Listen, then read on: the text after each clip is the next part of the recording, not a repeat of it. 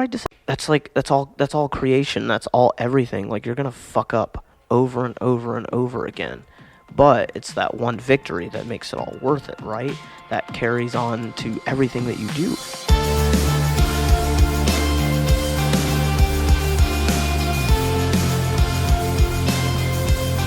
All right, hello everyone, and welcome to the What You Don't Hear podcast. This is a show where I sit down and uncover the life stories of my guests as we take a dive into their minds, their souls, their hearts, and their lives and figure out what makes them them, shedding some light on the side of their story that nobody gets to hear.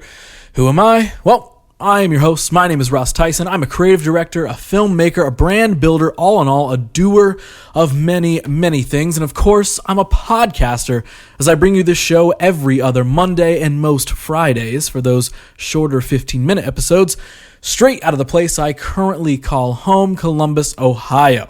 So this week, I was very stoked to sit down with my friend Aaron Hobgood. Aaron is a fellow creative and a very, very talented skateboarder. He does photography. He gives skate lessons to the youth. He has his own skate brand. He's done a freaking TED Talk. There's so much to him, and of course, we dig into all of it here. I've known Aaron for a handful of years now, and we worked together in a few different ways, as you'll hear in this conversation. And I was real stoked to finally actually sit down with him for the show and get to know him even better. It's an awesome story from an awesome dude this week, so let's dive in, or should I say drop in? Should I say drop in? Should I make a skate pun at the start of this? Probably not, huh? Well, we'll edit that out. Listen, I tried, okay? Notice I didn't list comedian as one of the jobs I listed earlier of the things I do. So, all right, enough bad jokes. Let's just get into it. Here's episode 38 with Aaron Hobgood.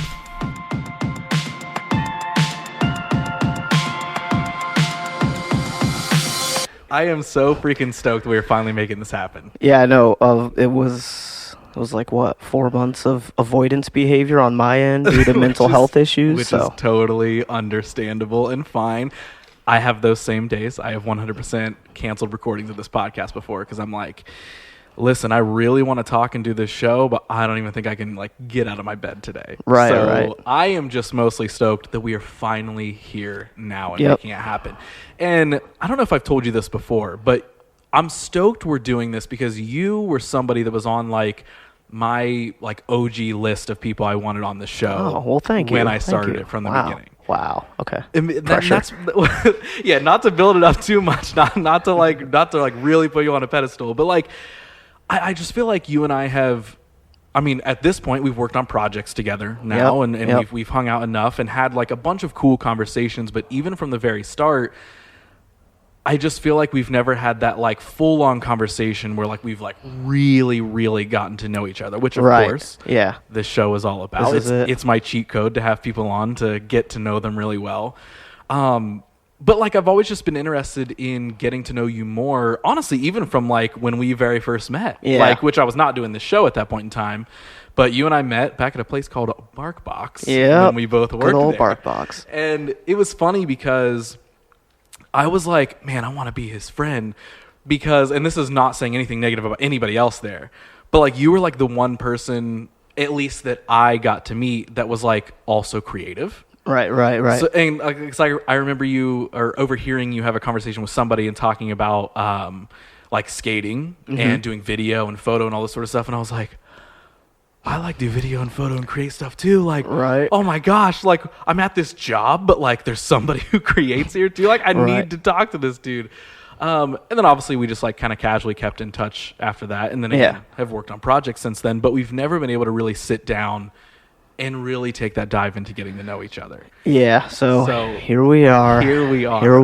After a handful of times of trying to make it happen. So I guess my biggest thing is thanks at the beginning of this. I'm just going to throw that over to you. I appreciate you being down to even be interested to come on the show. Right. Be cool, let's share some stuff. Yeah, no problem, man. Thanks for having me. I appreciate it. We talked about it, and now I'm finally here. Yes. So, and now everyone gets to listen to my voice for however long. So I'm excited. We'll see how long this goes. Sometimes these go around an hour or so. Sometimes, if you're like me, they end up being 4 hours because you talk way too much. So we'll see. That's fair. There's no time limit on these things. So honestly, just to get started, because I know there's so many questions I'm going to ask you that I know you're going to just explain in such a cool way. But like for anybody listening who maybe this is their first introduction to you, lay it out for them. Who are you? What do you do? Because I mean, there might even be things that I might not know about you. I know you as skater and creator and all these sort of things, but how would you describe you? Oh, of course, I would say immediately like, oh, Aaron, terrible. So I'm a skateboarder. I skateboard. I work with kids, which is awesome. I teach kids skateboarding lessons. I do art, if you want to call it that. By that, it's very loose what I do. I just create. I like to shoot photos. Photos are tight. I like to create weird images. Yeah, that's the bulk of it. 'Cause I mean, I'm not. It's really weird to have a handle on like explaining who you are and what you do, because like I say this all the time. It's like really crazy to me how strangers come up to me and they're like, "Oh, you're the Black Siren on Instagram. I love your work." And I'm like, "Oh, thanks." And then walking away, I'm just like, that's really odd, because I just make the weird things I see in my head, and I don't see it as that great. I just see it as something I do. That's a part of me. But it's really cool to have people acknowledging me, and strangers that, acknowledge me for like skateboarding or the visuals that I create, or, all that kind of stuff. Or, yeah, I don't know. I like to try to keep the hype alive. That's who I am. I'm Aaron, and I want to just encourage everyone to do their things. Yeah. That's all. Well, and I love that, and that's even why I asked that question, because I was like, how would he describe all the things he does? Because I know that like you weren't just going to jump into like, yeah, I'm a entrepreneur, this or whatever. Like you were definitely like a person who creates many things, and I love all the conversations we've had about that, like whether it's the photography or anything, video that you've been involved in. And of course, like the skating stuff. But I want to dive into where all that comes from, because that's all the stuff that I don't know. Ever since I met you, you've been Aaron the skater, Aaron the creator, Aaron the photographer, like making these cool images. So let's wind the clock back. Let's dive in. Okay. Are you from Columbus, born and raised?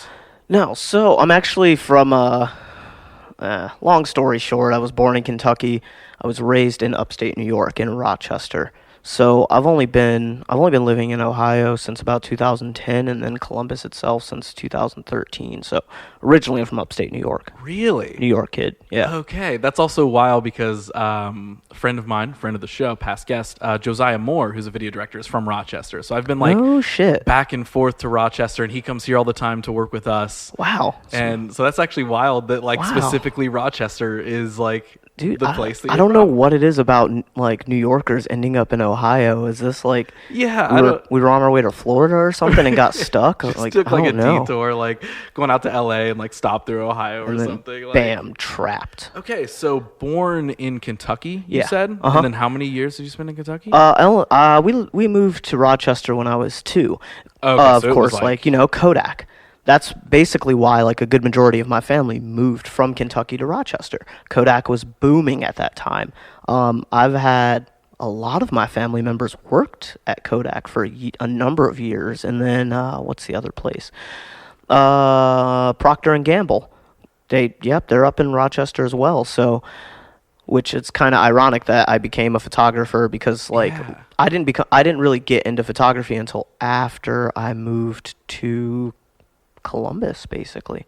Okay. Which is odd. Yeah, it was. Yeah, and that all stemmed from skateboarding. But yeah, like basically like more than half of my family moved from Kentucky to Rochester because there were jobs there. And Kodak was booming, and like Rochester was on, like, they had their trajectory to be one of the bustling big cities that wasn't New York City. So my family moved there, and I like went to, it was like all my schooling and all that stuff was Rochester. That's kind of where I got into skateboarding, of course, when I lived in Rochester. That's kind of the extent of it, because as soon as I turned 18 And then the next year I moved.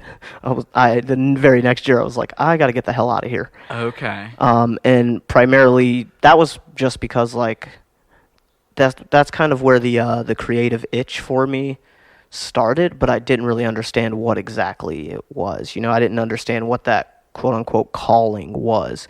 So I ended up moving to Lima, Ohio. I lived there with my granddad.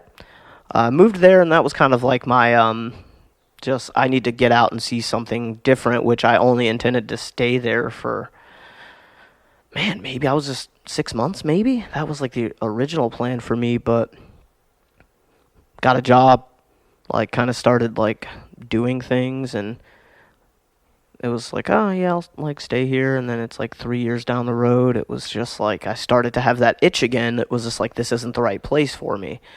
And then actually I ended up in Columbus because previous relationship, she had a job here, and it was just like that would suck to drive an hour and a half to see each other. So we ended up getting a place here, and then it was just like, it took a little bit for me to kind of get my,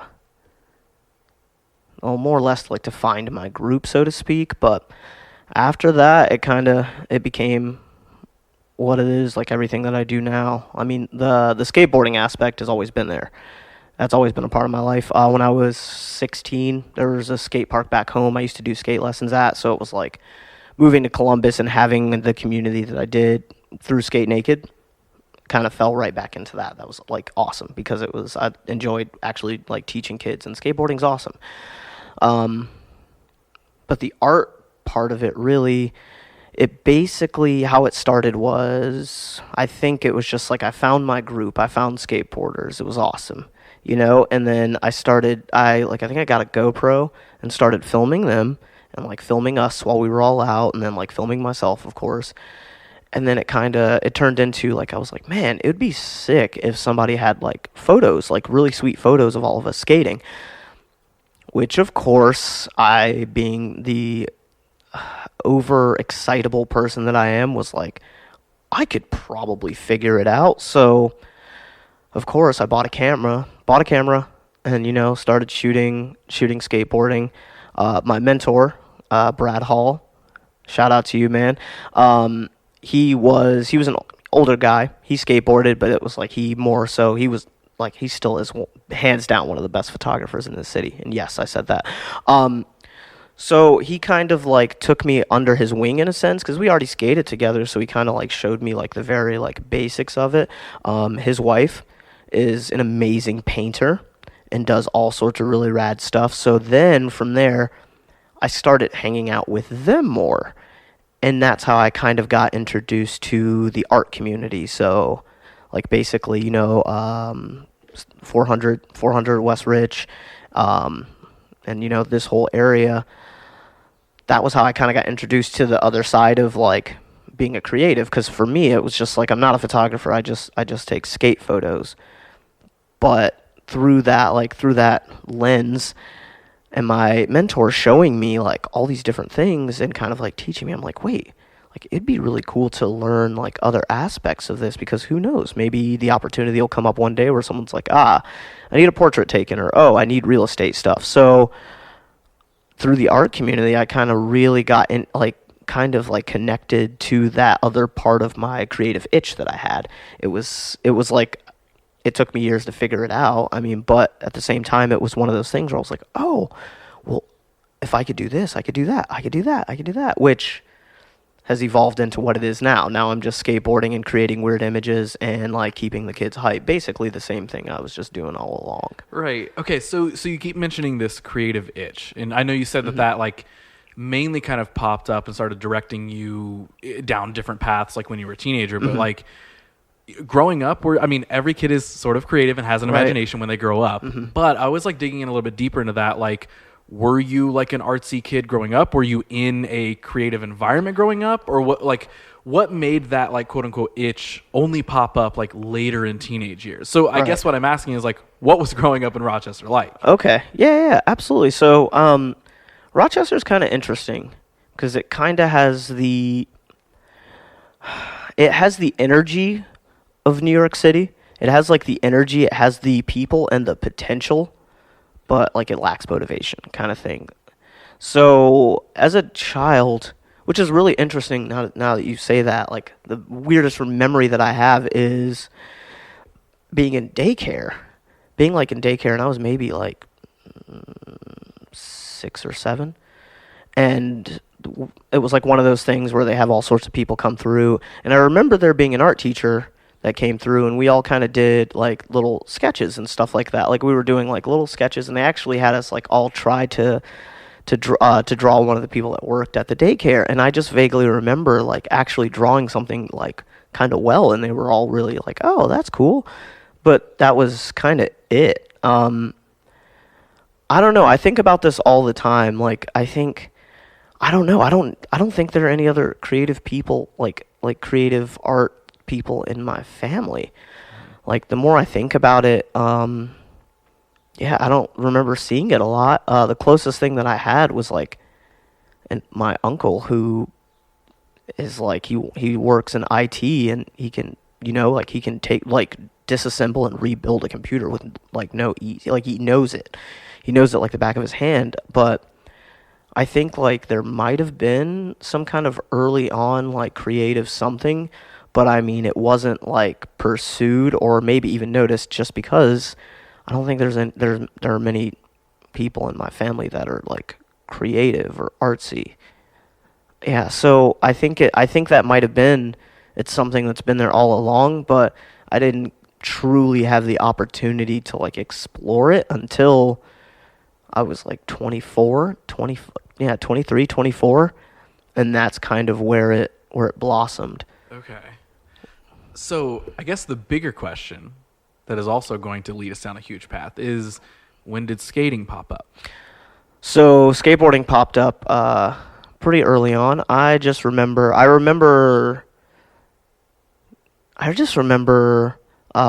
being younger and just seeing some guys on skateboards and thinking like, oh, that is like the coolest thing ever. Like I would love to learn that. And then like, X Games and stuff like that. Like that was always interesting to me. I never really gave like any of a shit about sports. I find them boring in the sense that they're not stressful to me. Okay. Like if I was a heavy-handed gambler, it'd be a different story. I'd be checking scores right now. But yeah, I don't know. I've never found it interesting, but something about like a skateboard being kind of like a foreign object to my life, my upbringing. It wasn't something that I saw around all the time that really made me interested in it. So I think it was, oh man, I can't even remember what birthday it was, but I do remember one of my birthdays, really young, my mom got me this bright yellow Pikachu skateboard from Toys R Us. It was like plastic trucks, plastic wheels, like just heinous. And I remember being so hyped on that.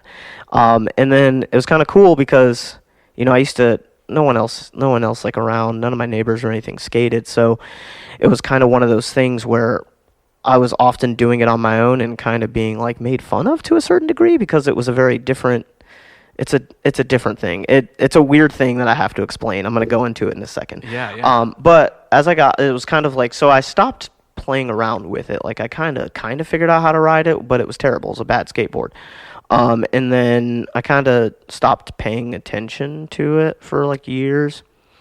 And then it wasn't until I started middle school was that elementary school going into middle school that I kind of got back into it. And it was only because I had just always had a skateboard through those years, but I never actually used it. And I went to a predominantly white middle school, high school that was way, way out, like 20 miles or so away from this inner city of Rochester. And being around a lot of kids that actually skateboarded, which, no need to bring race into this, but this is the reality of it. Like being around a lot of kids, like different, now I'm like more around white kids that are skateboarding rather than, being in my neighborhood that is predominantly black and nobody skateboards, it was like I said, I used to I got made fun of for. They made fun of me for it. And I can't even tell you how many times I've been called like white boy and this kind of shit because I skateboarded. But being around those kids at my school, I was like, oh, this is cool. Like, you guys skate, I skate too. And they were baffled by it, of course, which makes sense. I was like, yeah, I skateboard too. And then I think it was like, there was 1 week when it started getting nice out again. I like stayed after school, brought my board, like smuggled my board into school and everything like that. And I stayed after school because I knew they were all going to go skate. So I just popped up and was like, yo, can I go with you guys? Like, where are you going to go? And they're like, yeah, sure. Like, okay. And I just remember we went to, there was a college nearby the high school. So we went over to the college to skate. And my favorite memory ever is we went to this, like, it was like 4 or 5 stairs. Nothing crazy. They were all like kind of looking at me like thinking, like, they were like, oh, he's not going to skate this. Like, so they're all trying to ollie down it and stuff like that. And I'm finally like, I was like, all right, I guess I'll skate this with you guys. And then like I ollied it first try, kick flipped it first try, and then like back 180'd it in 3. After the kick flip, they all stopped skating and they were watching me and they're just like, wait, so you really skate? And it was just like, yeah. So up until that point in middle school, I was basically just skating by myself. Everything that I was learning, I was learning through, this was like early days of YouTube. So like I was learning through that and kind of like just, it was not even like skate tutorials, just kind of watching and kind of trying to understand it. And then shout out to Crudco Skate Shop and Hardpack Skate Shop back in Rochester. My first like real board that I got, my mom bought for me at a skate shop called Crudco. They're awesome. They're still there, killing it. All those dudes are awesome. And after that, it was just like, that was kind of like my mom's, like go ahead to be like, hey, explore the city, like make friends and do that. Because up until that point, I kind of was just hanging out in my neighborhood. And it was really cool. So from there, I started making friends with all these guys that like skateboarded, and that was how I learned.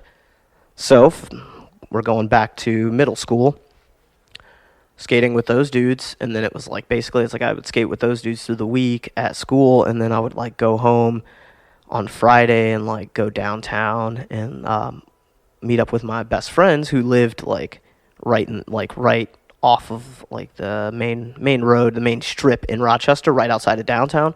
I'd basically go and stay at his place for the weekend, and we would skate all weekend and hang out. So from there, it was like, that was the move. Go to school, skate with my friends after school, and then weekend come, like I leave the house. Like I leave the house and I'm gone for 3 days. But from there, that was like, I latched onto it. I latched onto it pretty hard as far as like, again, that creative itch. I think I latched onto it pretty hard just because up until that point, I hadn't really truly experienced anything artistic or freeing or creative, and that was the one that grabbed me first. Yeah, essentially. That was going to be something I was about to ask you, was like, what was it? And I know this is such a vague question that I'm sure you've probably answered 100 times at this point in your life, but like, what was it that drew you to skating? While, growing up, anything can gain anyone's interest and grab it, but like, what was it about skating was it just like, oh, this is kind of dope and I want to do it? Or was it like the community aspect once you learned that? Like, what made you gravitate so much towards that, having just said, like, there wasn't really anything before that that ever grabbed my attention or passion? Right. I mean, so, again, not trying to make this about race, but growing up, I was your typical kid. I basically, I hung out in my neighborhood. I hung out with all my friends who were mostly black. And really what it was that group of guys that I saw skating for the first time, they were actually skateboarding at my my elementary school, which was right across the street from where I lived. And what really caught my attention was like, not only like, it's like, okay, that's cool, skateboarding's cool. I saw something that I had never seen up until that point. I saw 3 people of color on skateboards and pushing around and having fun. I saw something different, which essentially for me, like I said, nobody in my community was skateboarding or had a skateboard or anything like that. 2, my neighborhood was predominantly black. The only few white people that I had interactions with were like friends of my mom's that she worked with and things like that, or like, the few kids that went to my school. But that was it. And I basically got it was like double exposed. I was like, here's this cool thing. I'm like, oh shit, that's a skateboard. That's fucking cool. And then the other thing was like, look at this. People of color and white people having fun doing the same thing. And it was just like, whoa, that's sweet. Because I mean, up until that point, I was going to say you would see that on a Pepsi commercial, but you would see that kind of stuff on TV where everyone's like, community, we're having fun, we're all together.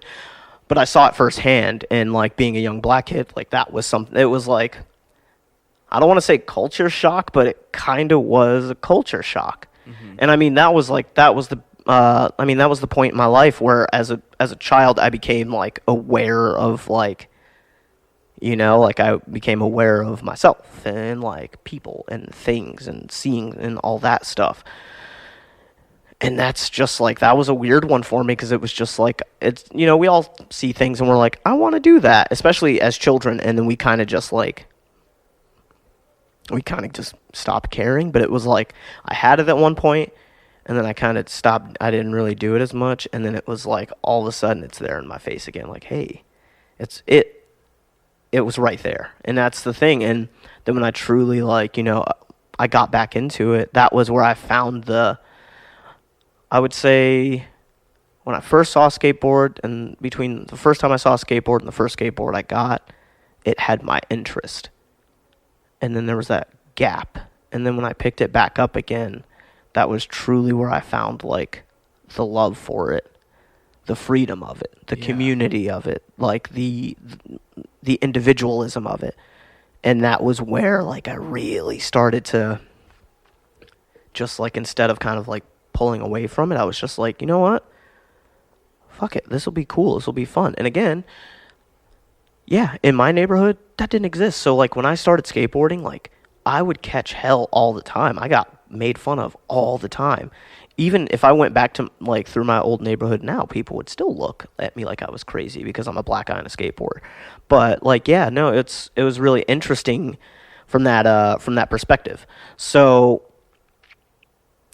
the fact that I was like, I got made fun of in my own community for riding a skateboard, but then like to outsiders, to other people that didn't really know me, they were like accepting it. Was like that just reinforced in my head with that whole skateboarding aspect. Like skateboarding is more like open and welcoming than what you believe to be like your community, your circle. Yeah. And I mean, I have found like a tremendous sense of community and care and everything, all because of skateboarding. People that I wouldn't know or should never know, I would never have had like the pleasure to meet and like interact with. And especially with the skate lessons, watching these kids grow up is like the scariest thing in the world because it makes me feel old. But also it's like, I wouldn't have the opportunity to like pass on the weird knowledge that I have to like the next generation of skateboarders where like I can look and go, oh cool, even if I stopped skateboarding in 10 years, like I already see who the next generation of skateboarding is, and I'm just like, I shrug my shoulders and go, oh, skateboarding will be fine without me. It's taken care of. It's good. So that's what really stuck to me about skateboarding is that sense of community, that sense of individualism, and just, that's what got to me. It was something I had never seen before and something I didn't even really think about until I saw it. So being introduced to like the community element, like was that happening like around the same time that you were getting pushback from like your own neighborhood? And I asked that because like I know when I was growing up and I would get into certain things, like once I started like wanting to be in bands or make music and all this sort of stuff, people from my hometown would just trash me. And they were like, oh yeah, you think you're cool because it's like you just don't do creative things where I'm from. And I hate to say that, like, no one's ever creative there. I don't mean that. But Right. if you're really trying to pursue something a little bit harder, out of the norm, Right. you do get that pushback. So I know when I was going through that stuff, I would still do it, but I would just like do it where like I would almost tiptoe and do a disservice to myself, because I was like, I really want to do this, but man, I don't want to get shit talked. Like, were your things kind of balancing out at the same time? Where you were getting shit talk for skateboarding, but you were also seeing community where you were like, well, I can just avoid this and go over here? Or was there anything that sort of detracted you in any of that, where you're like, am I dumb for doing this? Like, Right. So it's really interesting because it was happening like simultaneously. It was like totally like I was getting pushed back. It's like I would ride my board to the to like the store, and then I'd like get shit talked and laughed at the entire way there and back. But then it was like, I'd go to school, or on the weekends I'd like go to my friend's house where it's like everyone's okay with it. Everyone's cool. Everyone's hyped to see Skateboarder. So for me, it got to the point to where it was like I would do it. I would skateboard and like skate like hella hard when I was, out with my friends from school, or like at my buddy's house on the weekends. During the week though, like it got to a point like I didn't skate on my street. I didn't even skate in the driveway. I didn't do any of that. Like it would be like I'd feel like I'm like I have to secretly sneak my board out of the house to get on the bus to go downtown to go see my buddies and like stuff like that. But at the same time, it kind of pushed me a little further, because like I would skate twice as hard when I was with my friends, because in my head I'm like, I can't do this all the time. I have to go home. I have to go home at some point, and where I live is not welcoming of this, so I'm like not going to do it. But it pushed me further into the community, because now I'm skating harder and meeting more people, and like avoiding going home more often and going to the skate park and making friends, where it was like I started working twice as hard at it, and like, but I did it elsewhere, and I did it where I was comfortable. And that's kind of why, like, in Lima, I kind of skated. It was the same thing. It was the same thing, but primarily because the closest indoor skate park is Columbus. So when those winters hit, I didn't have anything. I barely had my own brain. So, but when I moved to Columbus, it's like the sense of community's there. It's there. You just have to find it. As soon as I found like my people, like my group, it was like I got that same feeling of euphoria again. Like, it wasn't like I wasn't working at skateboarding. It was like, I'm hanging out with the friends and pushing myself and getting really into something I love to do, and it's just like, it's kind of cool. So what age did you say you moved to Ohio? So that was like fresh out of high school. 19. A year after, right? Yeah, I was like 9. It was actually, yeah. So yeah, it was 2010. So I turned 20 that year. Okay. So right before we make the jump to Ohio, like what was, because everybody's like kind of formative, like you're turning into adult years are in high school. And that's usually where all the big decisions come up of like, what are you going to do? Are you going to go to college? Like that's where everybody's kind of slowly beginning to find themselves and like what they actually want to do. What was that like for you? Like, were you just so embedded in skateboarding at that point in time where you were like, yup, like I don't care to get these sort of jobs. Like I want no college. Like I want to skateboard. Because I know for me, once I got to the end of high school, I was like, I will get a job because I know I'm supposed to, but I really don't want to have I like already had made my mind up. I didn't want to have a normal job for my life. Right. And I for sure knew that college was not for me either. Right. So that's when I was like, okay, I guess I need to do something about this and prove that I can live a creative life and be an accomplished adult. Right. So what was that like for you, like transitioning into quote unquote the real world? Right. Okay. So my mom's going to hate me for saying this, and I'm sorry, Mom, but it's true. We've all acknowledged it. The family's acknowledged it. So on my mom's side, I am the youngest and the only boy. With that being said, I know my oldest sister caught a lot of hell. My next sister caught a lot of hell. I was the youngest and the only boy, so like I wasn't harassed as much by my mom when, you know, it was basically like, all right, make it to graduation. Like, I know you think school sucks, and yeah, just make it, graduate. So then I graduated, and then it was kind of like do I go to school or do I get a job? And then I was like, well, I've had little jobs before, you know, being younger. School doesn't sound like it's for me, but maybe it could be. But for right now, I'm just going to go work.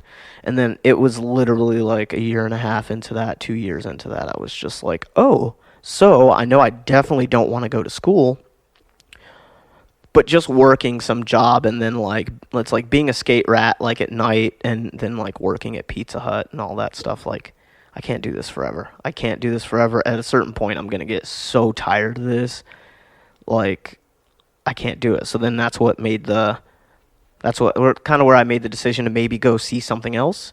Mm-hmm. It was actually one of my other uncles. He lives in Denver, Colorado. It was actually his suggestion that maybe like, you know, like, 'cause I talked to him kind of about it, and he said, you know, maybe like go somewhere like and kind of just experience something different. Maybe that'll give you perspective. And that's what I did. And of course, luckily, I wanted to go to Colorado originally, but it freaked me out being that far away from my family. But here in Ohio, it's only a 6-hour drive, so no big deal. So I was like, oh, my grandfather lived in Lima, and it was just like, okay, cool. I'll see if he's okay with this. And from there, it was like, all right, I'll move there. And then it was like, it was like working 2 jobs, which sucked. Working first shift and third shift is the dumbest thing ever.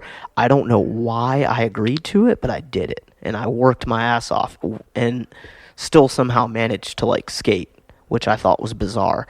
So I did that, and then it's like, you know, I'm like doing all these different jobs. Like, I worked at another Pizza Hut, go figure. And then like I very quickly realized like that sucked. And then I worked at the Lima News. I worked like third shift there, like doing the inserts to the newspapers and stuff like that, and helping get the deliveries out. Yeah, I did that for like a year and a half, which was it was the most fun job ever, but I had no social life and no skateboarding because of it, because I was working like 8 p.m. to 4 a.m., which is a death sentence. Yeah. Wow. Like, okay. Yeah, so I was doing that, and I was like, I worked a couple other factory jobs. And it was still, I was like, there's got to be something more to this, like, but I don't quite know what it is. Which, then in that relationship, when shout out to her, because she was a creative, so that was the first time I was truly exposed to like another creative, and that was the whole thing. It was just like at that opportunity of like, hey, like, let's like move to Columbus. I was like, yes, because Lima is killing me. Like, this place isn't for me. And it was kind of like, that was like the initial exposure to that, like, creative. And then it's like, all right, so I can do things in the creative field, because I mean, let's be honest, guidance counselors don't tell you that. They look you dead in the eyes and be like, oh, you want to make pictures for a living? Yeah, good luck. They don't instill confidence in, like, it's totally it's possible. So, you know, having that was kind of like the weird little stepping stones that landed me in Columbus. Now, when you're moving and everything, and if this is like even taking us much back in the timeline, mm-hmm. or even too deep of a dive into mm-hmm. something you don't want to talk about or whatever, but like, was there any, like, was it all support from family being like, yeah, like, skate and just like move to these places? Or was it like, oh my God, I can't believe you're moving and you need to find like a career? Was it like, right. was mom, dad, anybody most of my family was confused. Okay. So they're like, wait, he's going to Ohio, but he's not going to school? Suspicious. Yeah. My mom has always been supportive of me. I still think it's funny that, like, if I post anything skateboarding wise, it's like she shares it and it's just like, oh my God, look at my son. So it was more so like she was supportive of it, not for like the purpose of like finding a career and all that. It was more so she was supportive of it for me to go find myself, like to figure it out. Like it was more of a, because I mean, that's kind of like, that's kind of how she did it. That's how she figured it out. It was just like, because school's not for everybody, obviously. Like working a desk job all the time, it's not for everybody. It's just it. But if you're not given that opportunity to figure it out early on, how do you know? So she gave me that. She gave me that, like, kind of like that. Hey, I support you. I support you, and I am positive that you will figure it out. A lot of pushback from friends. I had some people take it personally, but whatever. They can go to hell. Actually, yeah, the two people that gave me like the most unwavering support are two of my best friends, Isaiah and Sean. I love you guys. Definitely come back up here soon. They like gave me unwavering support because it was just kind of like they were just like, "Huh, you're gonna go figure it out. That's good. Like, you should do that." Like, because obviously you know well enough to know that like there's something that you need to figure out or something that you got to find, and the fact that you're taking that jump to do it. They visited like maybe 3 years ago, which I thought was awesome. They drove down and like spent a week here. And I think it was like my favorite. It was honestly like the validation that I like needed for like even just making the whole jump from the beginning. The validation that I needed. Me and my buddy Isaiah were sitting outside my apartment. It's 3 a.m. We're both drunker than hell because, you know, I haven't seen them in forever. And he just kind of like stops mid-conversation and he goes, "It looks like you figured it out, and it looks like you found it." And he's like, "I'm proud of you for doing that." He's like, "That kind of stuff isn't easy, but you had the courage to like take that jump." So he's just like, he's like, "I'm proud of you. I'm gonna always be in support of you, and like I'm really happy with like how like who you've become and what you've done." So like I received that validation of making that jump, because I mean, let's be honest, we can all sense when something's off, like with ourselves, but unless you're just willing to go on that instinct and just take that jump, like, and try to find it, you may not find it. It may just be like this weird little thing in the back of your head. Yeah. But, you know.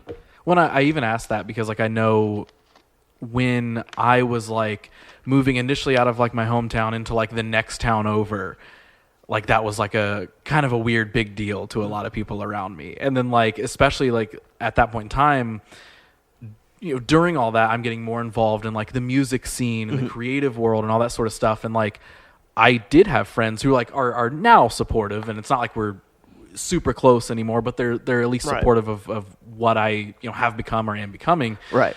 But during that time period, it was almost like I had two versions of myself, where it was like one was like the hometown version. So it was like, okay, I need to like not care about creative fun stuff because I need to like be like making jokes and talking about whatever dumb stuff. And then, you know, but then when I would flip when I would hang out with like the new creative friends, because then it was like, okay, cool. Now I can like talk about like the goals and the aspirations and create. But like there was a weird divide and pushback. And especially when I was moving up to Columbus, like there were some people who kind of, whether they meant it or not, kind of pushed it off like I was like abandoning, like, oh, like you're leaving us behind or whatever. And like, for me, it was like, no, I want to be doing this stuff. And I know even from, you know, family, it was like, it's funny because I'm from such a small town that my family definitely views like, and maybe I'm putting words in their mouth, but it seems like they view Columbus as like the city, where it's like everywhere in Columbus is like skyscrapers and busy one-way streets and like, you know, and obviously it's not that. Like there's plenty of places here that feel just like, you know, back home or whatever. Right. So, you know, that's kind of why I asked that, was like, what was their pushback or was there support, and kind of how you like push through that, figuring that stuff out of like, yeah, no, I'm going to like do my thing. And it doesn't sound like there were any like large battles of like, oh man, I'm not getting supported in this decision. Like, I mean, don't get me wrong. There were a couple conversations where it was just like I felt bad for leaving certain like friends behind and stuff, but I had those conversations and they kind of sucked. But then it's like the longer I've been away from Rochester, I'm just like fuck them. That was the right decision. And that's kind of one of the weird things about it. 'Cause it's, how do I explain this without sounding like I am losing my mind. It was one of those things where it was a literal, it was an earwig. I don't know what this is, but I need to leave this place and figure something out. I need to figure this out. And then then when I finally landed in Columbus and I found my people and everything's been kind of going the way it has been, it's this was it. This is what it was. This is what I was looking for. The things that I do, the things that I love to do, and then it's the communities that I'm involved with, the organizations that I'm involved with, just the people. That's when it was this is what I was meant to do. Let me ask you a weird question, because I know this is gonna get in your head a little bit. Do you ever sit up at night and think about what would have happened if you hadn't left your small town, and then you get super stressed out by the possible outcomes, and then you're I don't want to think about it anymore? Dude, literally I do that a lot, because one, it usually spawns when I go visit, and then I just sort of see what the town is like, and I see, or I find come across somebody I went to school with on Facebook or something, and then you kind of get in the little Facebook rabbit hole of checking in on people, and then I'm oh wow, and I don't want this to sound judgmental, oh, I did so much better, but it's just oh, we're on very different paths. And so then I'm okay, what if I was doing, and then I think back to the first big real relationship I was in. I remember me and that girl, and this is when I still lived in my hometown, we were going in looking at houses to buy in my hometown. Oh man. And because at that point in time, right, I wasn't cognizant enough to be because I was doing creative stuff at that point in time. Mm-hmm. But I wasn't thinking well, where should I really be doing this at, and what more could my life have in store? Right. I was just I live here, I should find my own place to live. And then everyone around me, it was the thing of they all, in their minds, it was well, yeah, you grow up here, and then you find a house here, and then you start a family here, and then whatever else you do, sure, but right, you live here. So everyone was yeah, totally look for a house. And I'm yeah, I should. Jesus. So yes, I think about that a lot, where I'm what would have happened? Mm-hmm. What would my life have been? And I don't know if you ever circle around to this, where there's a part of me, of course, things could have happened, or maybe I could have had kids, and that changes a life trajectory a lot. Absolutely. But dependent on those variables, I think a lot that even if I did, buy that house, or did, stay in that town or whatever, mm-hmm, there's a part of me that feels at some point I still would have ended up in a version of where I am now, because it feels such an, this is maybe a strong word, but the stuff that I'm doing in any form, it truly feels like a purpose. Yeah, absolutely. So I feel that maybe, yes, I could have been deterred from that purpose at some point. Every time I think about it, I just almost can't fathom what the end result would have been without this version of me. Right. Does any of that make sense? Yeah, no, absolutely. Okay. So yeah, no, and so to touch on, the whole thing with people in your people in the town having their own paths and things like that. One of the things that I experienced that I kind of didn't, I started to dislike myself for, and it's I leaned into not talking about myself, was it seemed every time I would go back and visit, let's say if I went back, I went back once a year for a while. Every time I went back, it was I would run into people, and they'd be oh, it's been a year, since you last visited. How's everything been? And then it's every single time they ask me that, every different visit, there's better and better stuff going on that I'm doing in my life. And it almost feels like I'm bragging, but I'm really just talking about my life and how there's a natural progression of things. And it got to the point where I was just, I like would respond like, the same old stuff, still skating and taking photos, because I felt like I was bragging because they're all doing, very similar stuff to when I lived there. Yeah. And so I stopped like talking about that. Like when I experienced that, it was just like, I was like, oh, I feel like shit. Like I don't even want to talk about my accomplishments or anything like that, because I don't want it to come off as like, I'm like, ooh, I left, and I'm doing so much better than you. Man, like, isn't that weird? Yeah, like, it's because so weird. I have felt that same thing, and it's not because we're putting ourselves on a pedestal of just like you just said. Oh, I left, and I'm doing all these. Right. It's like it's the confusion almost of not seeing growth in the person or people you're talking to. Right. To where you're like, it's exactly what you said. You're like, oh man, like, I don't want this to come off like I'm bragging, even though I'm excited to share these things. Right. And I, of course, want to fill you in, but it is hard being like, especially like when I've had those conversations over the last, near decade, I think now that it's close to a decade that I've lived here in Columbus. Right.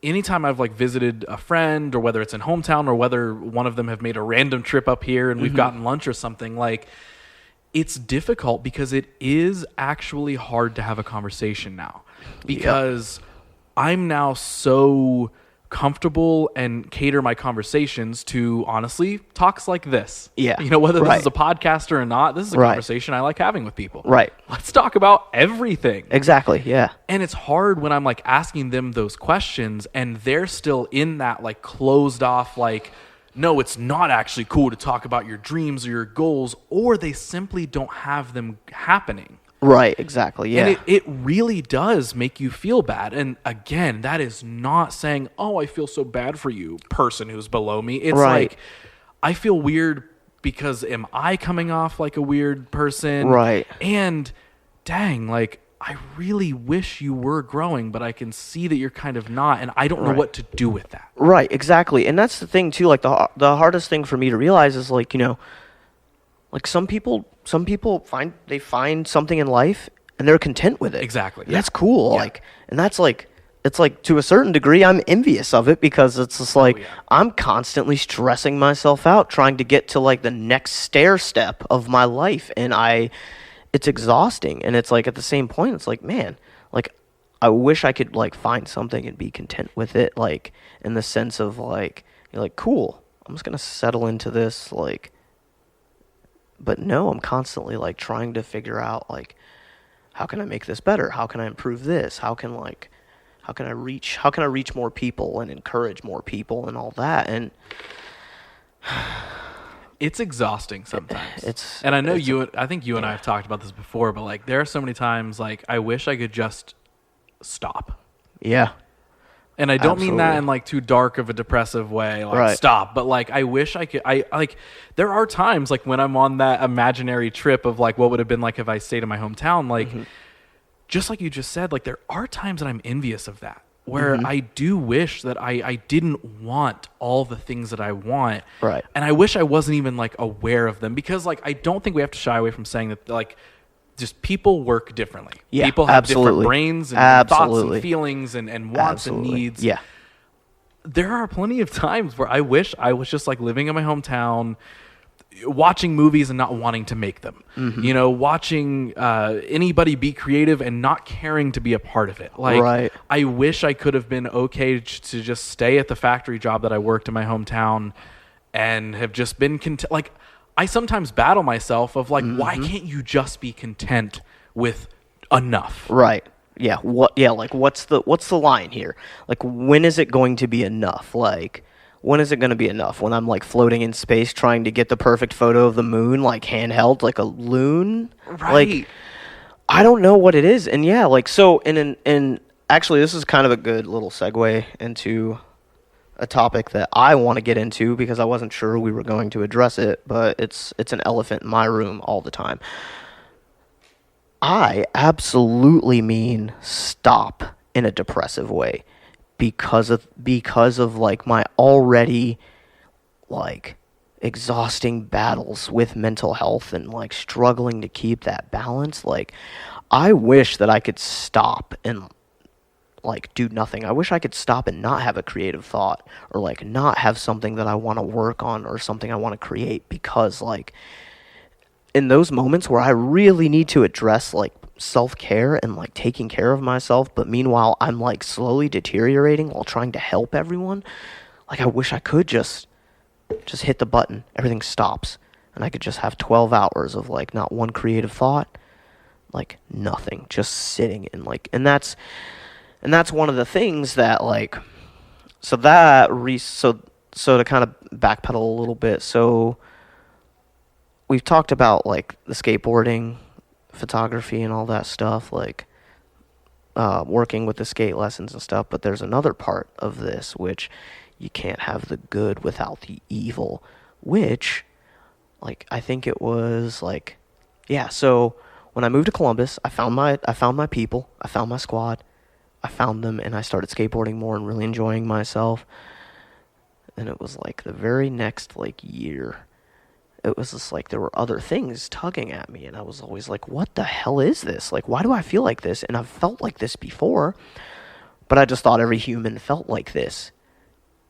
Now we lean into, I'm 24, and for the first time, I'm being diagnosed with severe anxiety and depression. So now I have a whole wrench in my like life, so to speak. Now it's like I have this thing that can cripple me at any moment, and I won't be able to do anything about it. And it's like it's going to hit me the worst when I think things are going great. And the best part about that is like there's a manual when it comes to learning photography. There's a manual when it comes to learning skateboarding.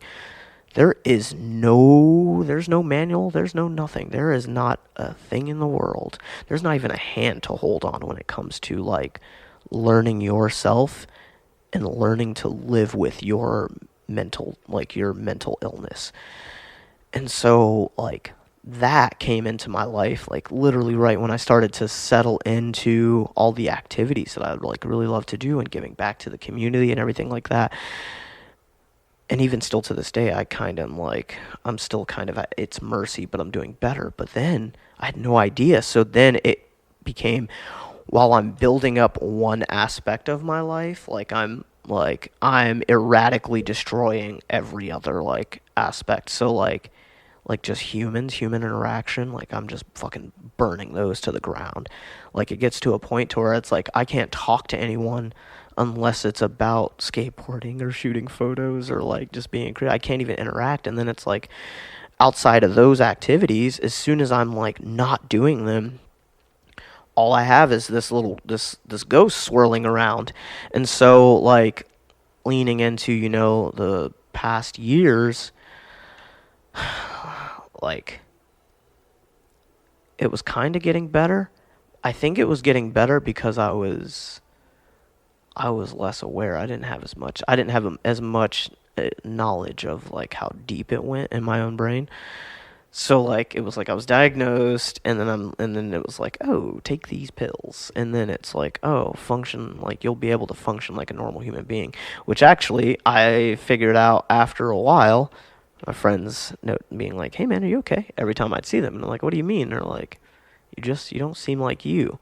Pills are making me a damn zombie. So like it was like one of those things where I was just like, okay, basically they told me I have a thing. They were like, take this pill for it. I took the pill. But it totally, I became like a shell. I became a shell of who I was. And so after being like, kind of being told that by friends, it turns into, all right, I'm going to stop taking these, but like, there's got to be other ways to manage this. There's got to be like other ways, which entered my like the great battle that I like to call it, that I'm still in.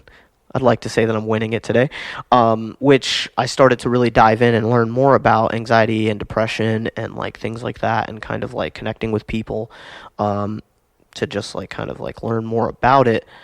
And then I realized I only thought it was getting better because I was just taking the pill and not like, I was just like, cool, leave it there, that's it. But it's like, no, it goes so much deeper than that.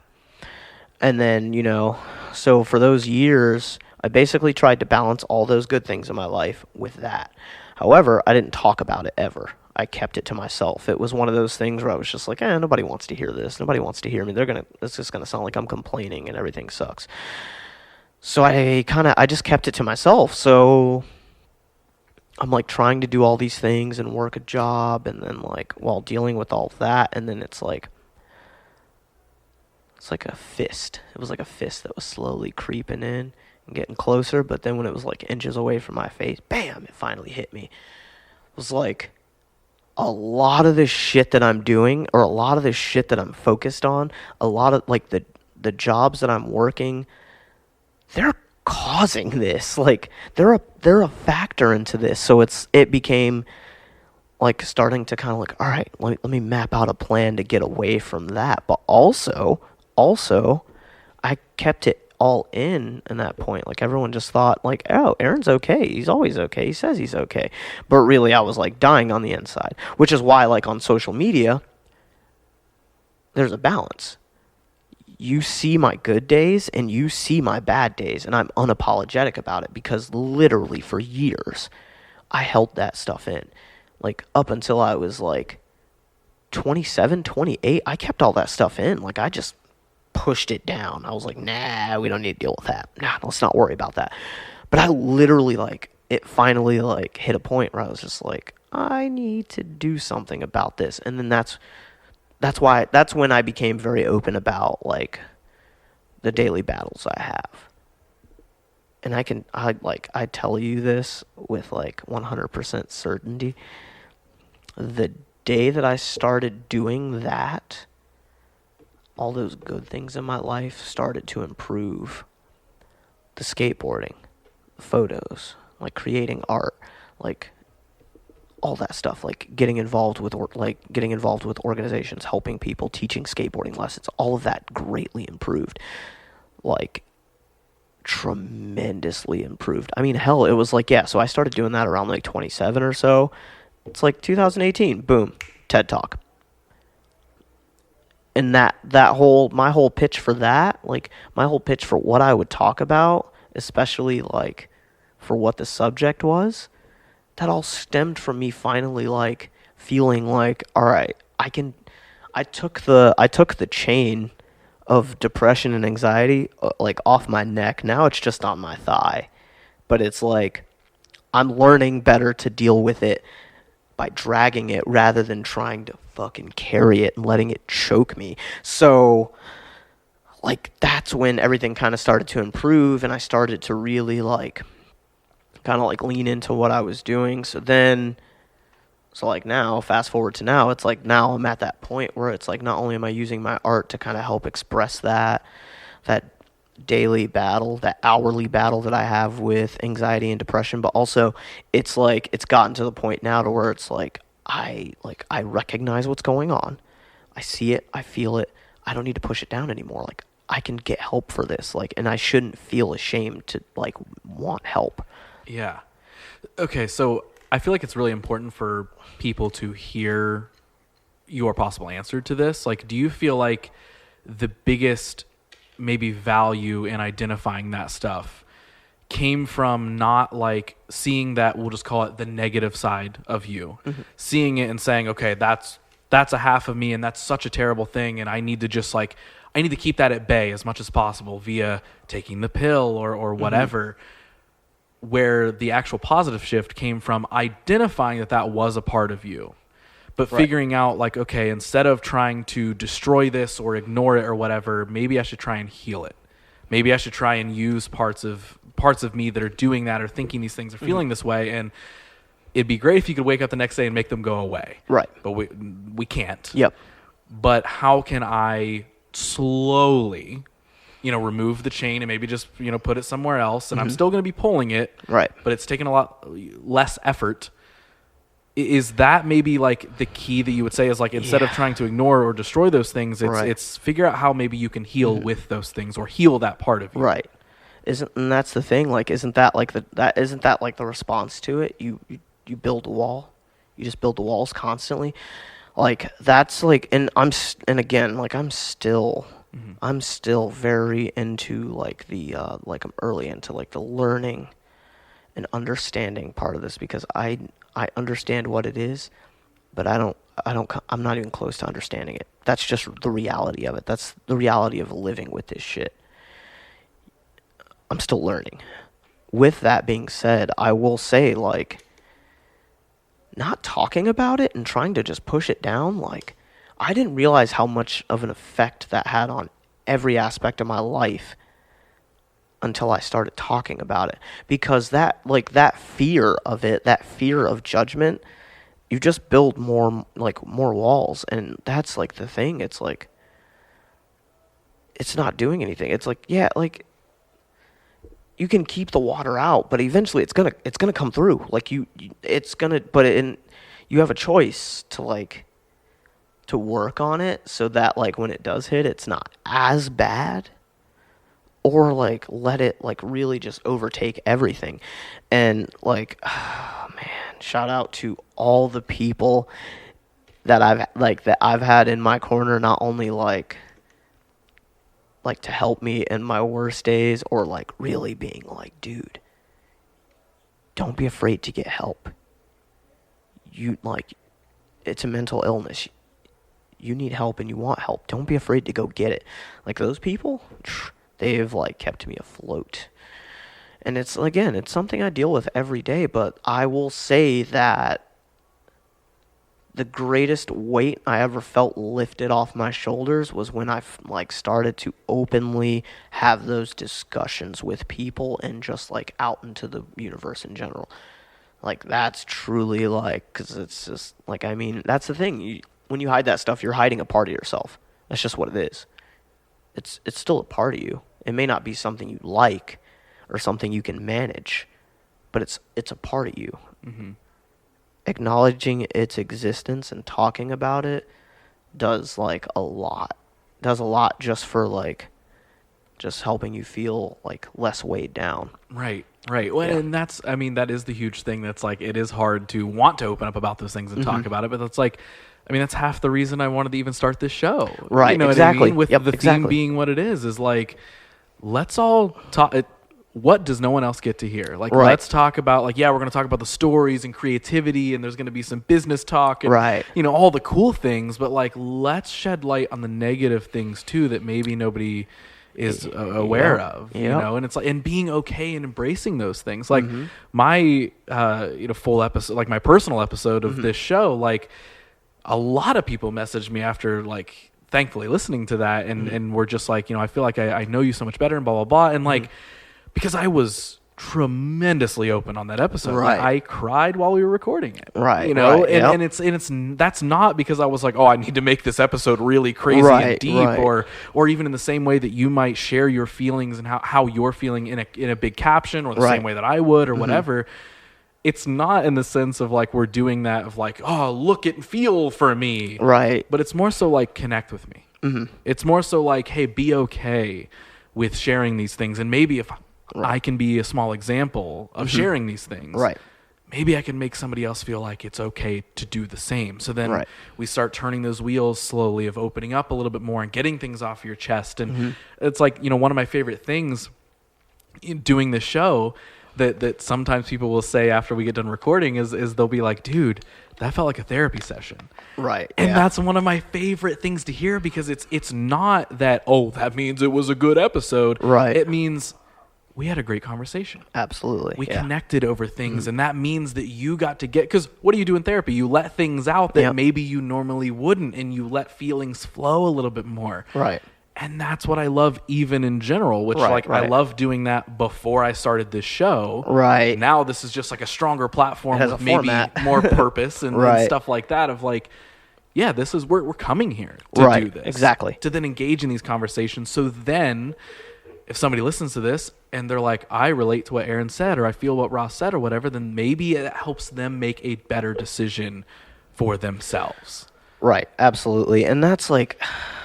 Yeah, that's one of the things that I always tell people, like, they're just like, oh, you do all this awesome stuff and you work with kids. It's like, yo, I am literally just trying to be the person that I didn't have growing up. I'm trying to be the person for everyone else that I didn't have, that I like fucking needed growing up. That's what I'm trying to do. That's why I'm at the skate park at all hours of the day, like hanging out with these kids, not only teaching them skateboarding, but like talking like just real shit with them. That's why I'm so open about like my mental health battles and things like that, like on social media and stuff like that. It's just, yeah, like I'm trying to be the support that like I did not have or realize I even needed until I was 27. This might be a little bit of a left field question, and if we don't want to dive into it, we don't have to. But like, what do you mean when you say that? Because up till now in your story, like we've kind of had this like kind of neutral ground, like, hey, yeah, there wasn't like a huge deterrence. Like nobody was like, don't do that. Right. It was kind of like, hey, yeah, casual support. You're trying to find, of course, you have the battles of like, do I fit in my community? And I'm trying to find skateboarding. But like, what do you mean by like that driving force of like what you felt like you were missing and now what you're trying to be? All right, you ready for this? Not many people think about this, but I'm going to put it in your head. All right, you ready for this? There weren't too many people in my community, in my family, in anything that were just openly like, yeah, go do that. Do the thing. There also wasn't anyone saying, nah, you shouldn't, like, don't do that. That sucks. Which I honestly think that having people that, you know, like my mom, like just being like, yeah, do your thing, figure it out. That gave me like the courage to step out and doing it, but like also not having someone definitively like, yes, this will be so much better for you. You'll understand. Like it's all of the reactions to it were neutral. So I didn't have anyone really trying to stop me or anyone really trying to push me to go do it, which honestly can be worse because I mean, think about like any accomplishment that you've made. Now listen, it's great. You know that your accomplishment is great.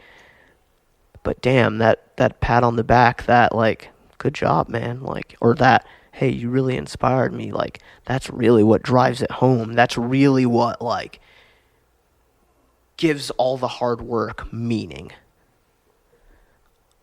I had no motivation. I had no meaning. It was just like it was more of a like see you when you get back kind of thing, rather than a like go out there, find what you love and find what you want to be a part of and fucking rock it.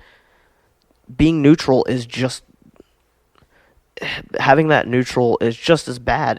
It's terrible because it's just like that makes you hesitant to like make any big decisions. Like it makes you so hesitant into being like fuck it, I'm gonna do this, or like it's, yeah, I'd much rather have someone saying no than being neutral, just because it's like, you're telling me no. I'm either going to go, yeah, you're right, or I'm going to do it out of spite now. Like, even then, that's purpose. That's like, it's like motivation.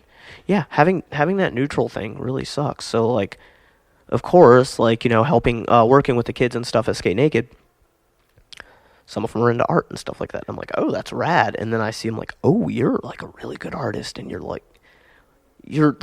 figured this out early on in your life. Like, hell yeah, I'm going to encourage you to do it. Like, or skateboarding. Like, some of those kids are rippers and they're like 11.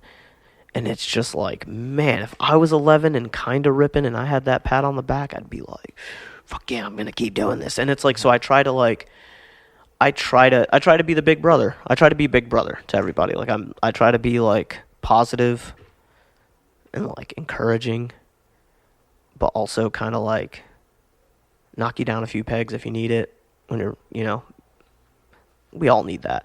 But yeah, like that's one of the things, like, one of the things that I do at the skate park, which, so I learned this, and it's like, I've always been very helpful with people at the skate park, and I learned this like a while ago, and I was just like, I stopped, like, cause I used to, like, I would just randomly roll by someone trying a trick, and I'd be like, hey, you got it, like, just to be encouraging. Some people don't like that. They like to just, like, have that battle internally. Or, like, sometimes I'll see someone struggling with something, and it's like, I'm like, oh, I can offer advice.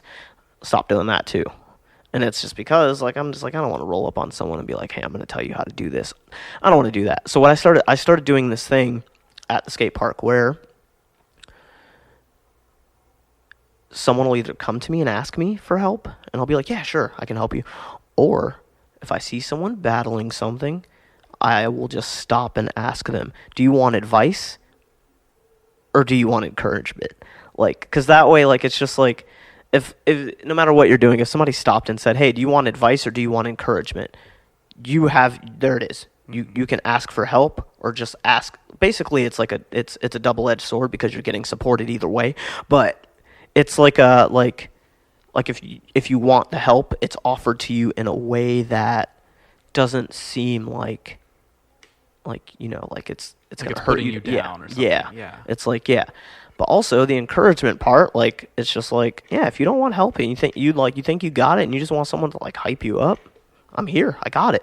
And like, even just since I started using that, like, I started using it just at the skate park, but I've recently, like, I've been expanding it to just like every other aspect of like trying to, like, for like communication purposes, like, do you want advice or encouragement? Like, so when people talk to me about things, like, advice or encouragement, and it's like, it always leans either way, but it's a very non-threatening way to say, hey, I am a shoulder that you can lean on.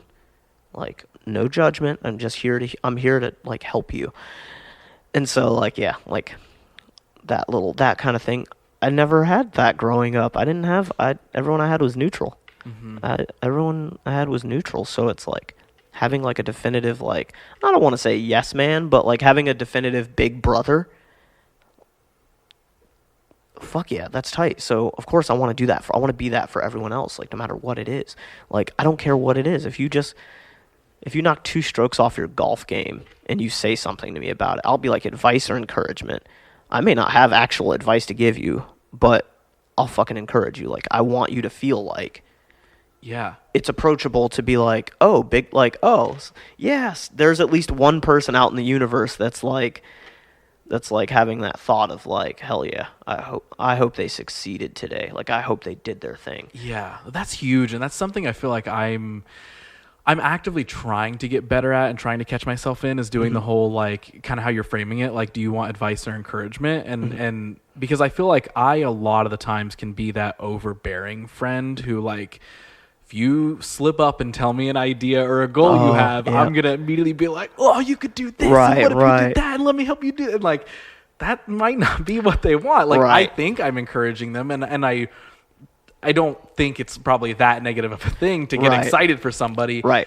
But framing in that way of like, maybe taking a couple steps back and be like, cool, would you like advice on that? Or maybe just encouragement? Because like, I got both of it. Right. For you. Like, I'm going to try my best to give that. And I also think that's hugely important for people to have in anything, because I mean, this is a whole other podcast topic, but, you know, people are people, and everyone is caught up in their own battles and struggles and negatives and positives and all that sort of stuff. So it is really hard for a lot of people to remember to maybe like, hey, be nice to somebody. Right, like, exactly. Encourage them, because a lot of people immediately go to like, oh, you know, oh, Aaron's skating all the time. Yeah, he thinks he's such a pro skater. Like, I could skateboard if I wanted to, but I didn't, and now I'm mad, and that's why I'm mad at Aaron. Right, like, and it's just like, rather than like maybe coming up to you and being like, listen, I have always wanted to skate. I never got that good.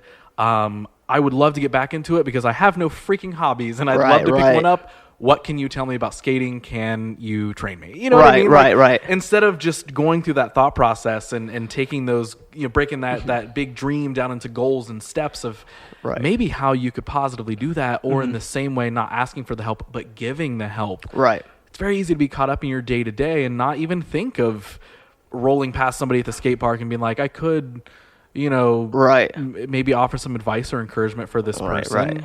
It could just be like, well, whatever, I'm just doing my own thing. Like, and I think that's where a lot of people do get caught up. Yeah, it's kind of just, like, I'm doing my own thing, whether it's creative, whether it's normal life, whatever it is. Like, I think it's it's a weird veil that I wish would get pulled off a lot of things. And I think Yeah. it is, but I think it's like very 50-50 a lot. Right, where like right.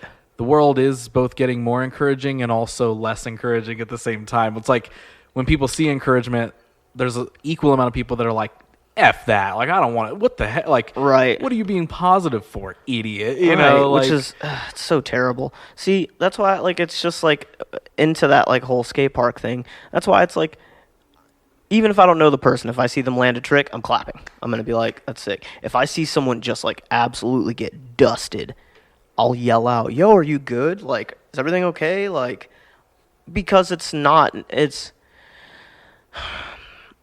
skateboarding is a very individual sport. Yes. However, we're all skateboarders for one reason or another. We're all the misfits. And you know, like, the last thing I ever want to do is bum someone out and they're like, I don't want to skate anymore. Like, no, fuck that. I want everyone to skate. I want everyone to have a good time. So I'm always going to be that person where it's like, even if I don't know you, if I see you land a trick, I'm still going to roll by and try to high five you. Like, if I see you fall, I'm still going to check on you and make sure you're good. Like, ask you if you need an ice pack or something. Like, I'm still going to ask those things because I truly know what it's like to be, like, basically a leper in my own community. And I wouldn't wish that upon, like, anyone because it fucking sucks. It's like you don't start to believe in yourself until you get away from it. And it's just like, even then, like, leaning back to that mental health, like, thing that we were talking about, it all circles. One of my personal, one of my flaws is, like, I don't believe in myself. Everything that I do, everything that I think of, no matter how often you're like, I love that. Like, that's awesome. You did such a great job. I may say thank you and smile at you, but in the back of my head, I'm like, nope, you probably could have did that better. Like, probably could have did that better. They're just being nice. And that comes from not being welcome in my own community for something I loved, something I fell in love with and wanted to do. My own community was just like, nah, fuck that. Like, we don't like that. That's not normal. You're not normal. Like, and it builds into that constant, like, self-doubt. But again, still learning more about depression and anxiety, and that's one of the fun things I learned. So, like, it's just like, yeah, it's kind of weird to think about, like, how that all circles back. And it's just, yeah, I've learned a lot of weird life shit from skateboarding, which is awesome. But it's still teaching me things. And that's one of the things where I was just like, I will personally bash someone's skull in for making skateboarding especially like making like the community a non-safe place, or the places that I skate a non-safe place. I'll freak out and kill someone because I love my community and I want everyone to feel welcome and I want everyone to feel safe no matter what. And that's like, because that's what skateboarding has always been, my safe space.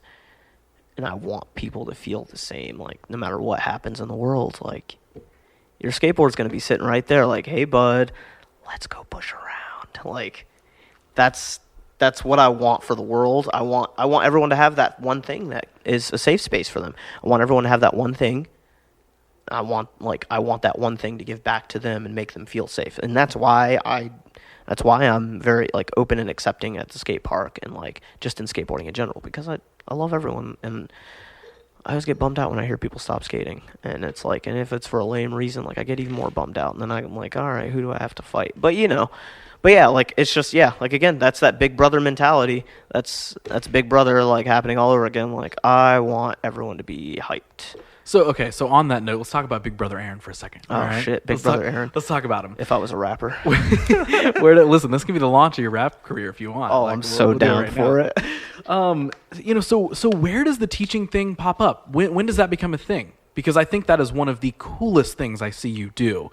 And one thing that if anybody's unaware of you or anything you do, that's one big thing I want them to hear on this show is, I mean, teaching people how to skate, teaching kids at the skate park. Like, where does that all come up? How do you get involved in that? Okay, so this is fun. So, when I was 16 years old, there was an indoor skate park back home called Extremes. So the cool thing about it is they had a team or whatever. They had a team, and they would do like skate lessons and stuff like that. Here's how I play in. I'm gonna say this, and it's okay. Like, some people might hate me for it back home, but it's like my favorite thing in the world. So I only got on the team. Because I'd never skated the skate park up until that point. I'd never skated an indoor skate park. I'd never skated transition. I only got on the team because I was willing to do skate lessons every Saturday, every Sunday. All the other dudes were about my age, and they kind of were just like, eh. This was way before underage drinking, Aaron. So, like, actually, no, this was kind of close. But, like, this was still, like, weird, responsible Aaron. Like, I was 16, and I knew the entire, like, bus route of Rochester, so I could get anywhere, anytime. I was taking the bus, like, way before that. So, like, this is Aaron, like, oh, if we start doing lessons at noon, Aaron's going to be here at this time, like, he's going to be at 11:45, like, ready to go. So, which was the funniest thing about it was I had only skated transition actually a couple times at that point. I think I learned to drop in, and I could do rock to fakies. But he put me on the team just so I could help out with lessons, and he paid me. That's where it all started at 16. The funny thing about it was, after a certain point, I stopped getting paid for lessons. And I didn't even care. Because I was 16. I was 16 years old. Didn't give a shit. I just loved, like, not only, like, being a part of the skate park, because at that point I didn't skate any transition, and I was learning, which was fantastic.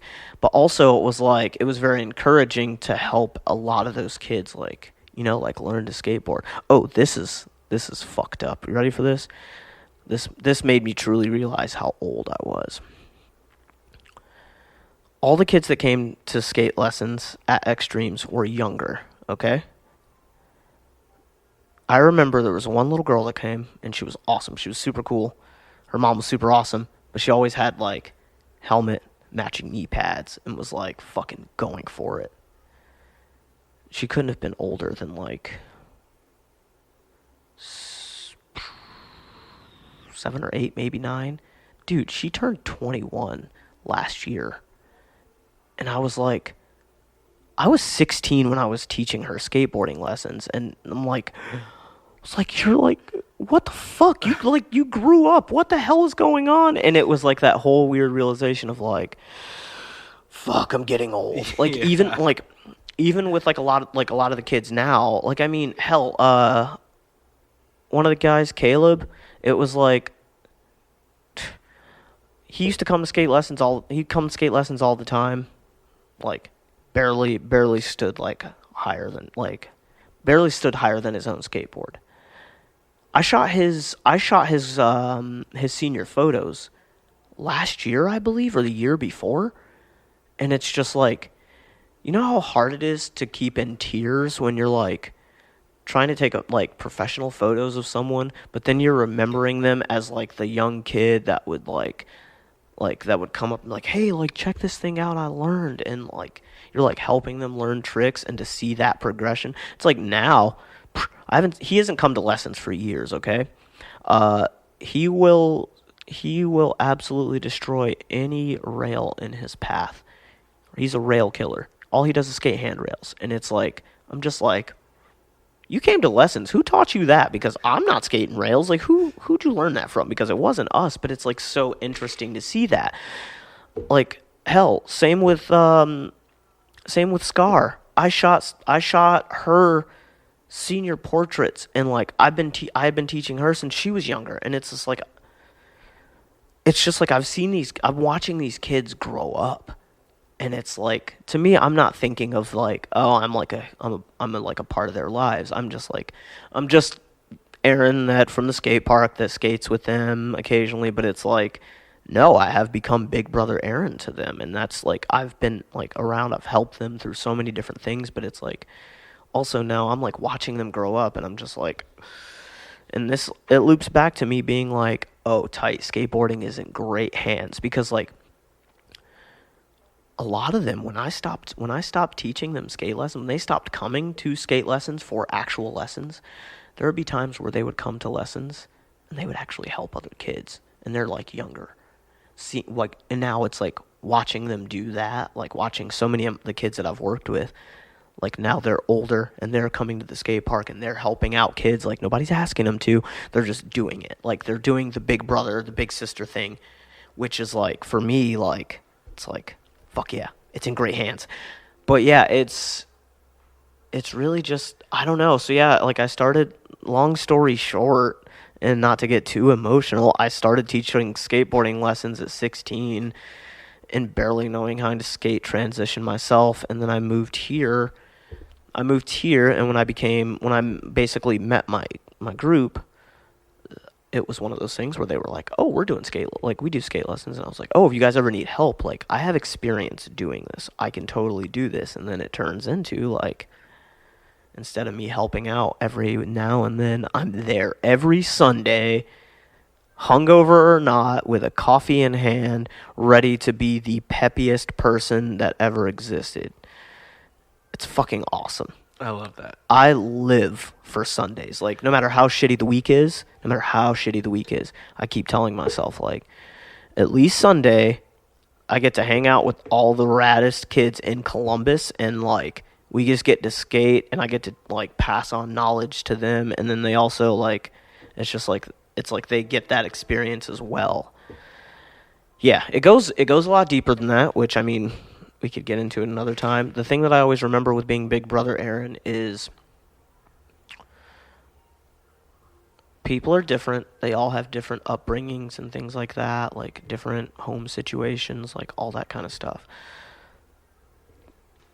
The reason I love skate lessons is because no matter what, like no matter what's going on in those kids' lives, like they know on Sunday there's going to be at least one person in that building that's like, I'm fucking hyped to see you. Let's learn some shit. Let's hang out. Let's skate. Let's just really enjoy like the thing that we love. They at least know that there's one person like not only like there to help them and to like be that supportive, be the big brother. Mm-hmm. And like that, again, I didn't have that growing up, but it's so tight. It makes me feel so much better knowing, like, there's somewhat of a beacon of hope for, like, them. At least one person, like, gives a shit, and it's just, like, as long as I'm alive, like, I'm going to be that person that's going to give a shit, because I want everyone to be hyped, I want everyone to feel encouraged, I want everyone to just be, you know, like, even though half the time my brain is plotting against me, I want everyone else to be happy, but, you know, I have my roller coaster, but yeah. That's definitely how it goes a lot of the time. Oh, yeah, absolutely. Really good at inside feeling terrible, but doing everything you can to make sure maybe no one else feels like that as much as you can. When I think that's, you know, of course you're getting the fulfillment of providing these kids with something that you wish you had when you grew up. But, like, I also feel like I'm hearing, like, in a roundabout way, like, how do I want to say this? I feel like you are... Obviously, you're finding that fulfillment for yourself, right. In doing that sort of stuff. But it's like that is kind of what it is. Is like as much as you're giving to them, you're giving back to you, right? By doing those things in the same way. You know what I mean? By being, you know, Big Brother Aaron or whatever it may be. Like you said, you know, you love Sundays. You love getting to those classes. I love Sundays. I mean? Like I always feel bad. Like when it's like. I was out of town for a funeral, and the whole time I was just like, man, I feel bad. I was like, I'm not gonna be there on Sunday, and I was just like thinking, like, damn it, I don't want them to think like I'm just like, see ya, like I feel terrible, and then it's like the following Sunday, I'm just like, hey guys, I'm back, like, yeah. I always like that's like the one thing like consistent. That's the one thing that's been super consistent over the past like basically since I moved to Columbus, is like unless it is a like calamity, every Sunday I'm there, like. Well, and I think like. I think the biggest thing that I'm noticing in this is like it almost feels like in a roundabout way, the pat on the back for some things that you're looking for maybe does actually come in the fulfillment in the form of seeing what you're doing for these kids. Right. Like, it might not like hit you in the face of like, oh yeah, obviously I'm getting this, but like, at least what I'm hearing, like, that's almost kind of how it sounds to me. Is like, you know, you said earlier, you're like, I wish I could get, you know, I mean, both of us, like, I wish this all the time. Like, it's nice to get that extra affirmation of like, when you do something good, you get that pat on the back that solidifies like what you did was cool, what you did was nice, whatever. And it's like seeing these kids grow up or learn how to skate, land their first trick, drop in the first time, teach somebody else how to skate, whatever it is, even growing up in general. You know that even in a slight way, you impacted their lives in some form or fashion. And I feel like you getting to see some of those results of those kids is, in a way, somebody might not be directly saying it, but I feel like it's a little bit of that pat on the back, that affirmation. I was just going to say that's my quote unquote instant gratification. Yeah. Of like watching these kids grow up and like, yeah, that I never thought about it that way, but it kind of is. I mean, I feel like sometimes I probably get more hyped that they landed something than they do.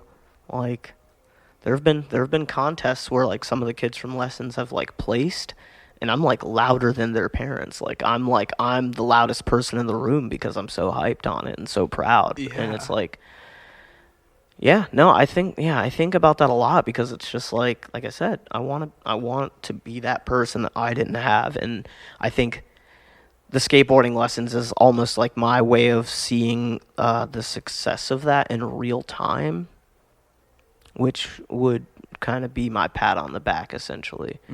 Unless like unless I like help raise a serial killer or something like that.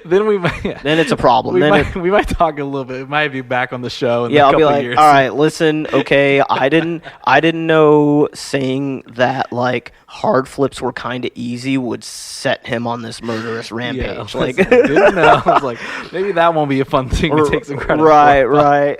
But yeah. Maybe if that serial killer gets caught, hopefully maybe when they're being interviewed, they're like, you know, I look back and the one good part of my life was Aaron teaching me how to skate, but after that, everything maybe you can still get some good credit in there. And oh my God. Oh, and I have to openly say, so like I totally thought I was going to be real fiddly with my hands.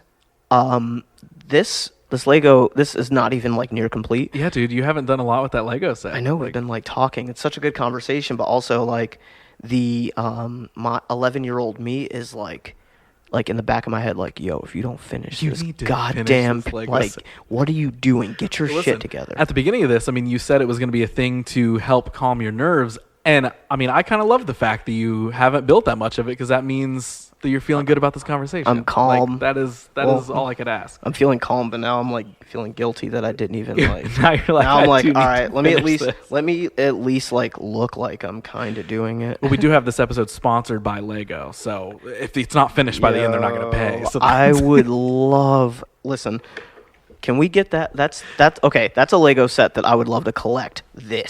This set, the like podcaster it'd be a table, like two like microphones. Oh man, that would be a sweet creator set. I feel like that's not too far away. Like since podcasting is such a thing now, like there'll be a Lego podcaster set. Damn. Oh, we need to talk a little. We need to talk a little quieter. We don't need Lego to hear that. Yeah, they're gonna hear. Or maybe, I mean, you and I both know our way around Photoshop and design and all that sort of stuff. Yep. Let's just make the model. Let's make an example of it, like a proof of concept, and we'll send it to Lego. It's like, hey. Be like, yo, I think it's time for a podcaster Lego set. Right. And we're who it's based off of. Just go ahead and pay us later. Yeah, it's like, hey, just float us some sets. It's fine. Okay, so speaking of doing cool things, this is one thing I definitely want us to cover before we end up wrapping up. Okay. Your TED Talk. You did a TED Talk. Oh, shit. Yeah, I did. So I don't know if there's like a bad story about that or if it's not as cool as I think it is, but as an outsider, that's dope. You did a TED Talk. Walk me through how that even came up. And I guess just how it went in general. Like, just tell me the whole story. Right. Oh, man, this is such a fun. Oh, man. So let me just say that I think that a lot of people stop me and tell me, like, they watched it and they loved it and it was like it inspired them. And I'm always grateful to hear that. However, it's been 3 years and I still haven't watched it because I don't like to hear myself talk, but here's the best part of it. I remember writing like I had cue cards because I was like, I formatted it really well, and I was like, I got this. Yeah, I remember reading the first two or going off of the first two, and then I remember walking off stage, and I was basically covered in sweat. And the rest of it, blur, but everyone has been telling me it's fantastic. I don't want to watch it because I wasn't there mentally. So, let's go back to the beginning of this. A friend of mine, skateboarder, he actually works at Whitehall Yearling High School. So, they did this every year. And the subject was time. That was it. That was the subject. It was very, not vague, but loose. So he shot me a message. And he was like, hey, man, he's just like, as you know, we do this every year, and blah, blah, blah. And like gave me the whole spiel. And he was just like, I personally think that you have a very unique perspective on the world, and you have a unique perspective on this topic because of skateboarding and everything like that. It's like, we're accepting applicants for it, and like we go through an approval process, but he's like, I honestly think that you should submit something for it. So of course I was just like, no shit, because it was TEDx. It's official. It's on their YouTube channel, like millions of views. Yeah, it's on there. So I was like, that does sound cool. Like I'll consider it. So then I started thinking about it, and I was like, I might do this.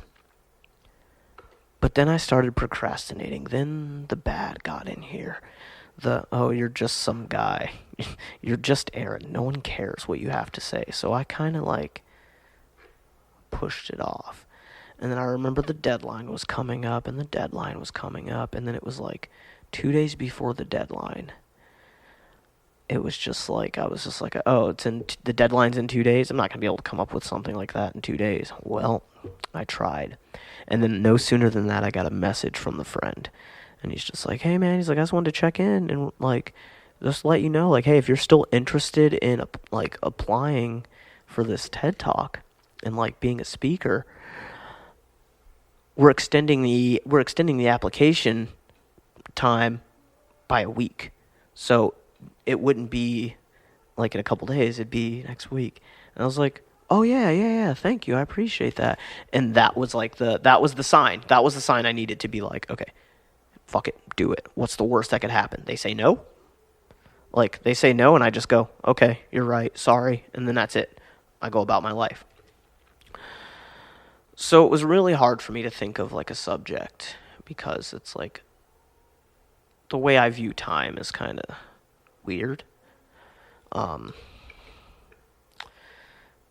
right, this is going to sound like a religious pitch or anything like that. Like, so I have this weird idea that calms me because I have like a deep fear of death, and it's not like just dying in a horrific way, just death in general, just like the thought of non-existence. So I have this like thing where, if you've seen the episode of Futurama where they get in the time machine and Fry's supposed to meet Leela at the for dinner, and they end up in this like cycle of time. So I kind of really leaned into that. So I view time like that. That's how I view time. I feel like we're all gonna, and then it's gonna implode and explode again, and all. It's just gonna keep. It's a vicious cycle that we're never gonna remember. So I had a weird perception on like time, but I was like, maybe it's not that deep. And of course, I then think about like, what's something I've spent the most time doing, and the most not unreasonable time, but like more time than I should have. And then I started thinking about all the dumb skateboard tricks that like now I can do relatively like easily, that I like spent 3 hours in a parking garage with headphones in, like just trying to figure it out.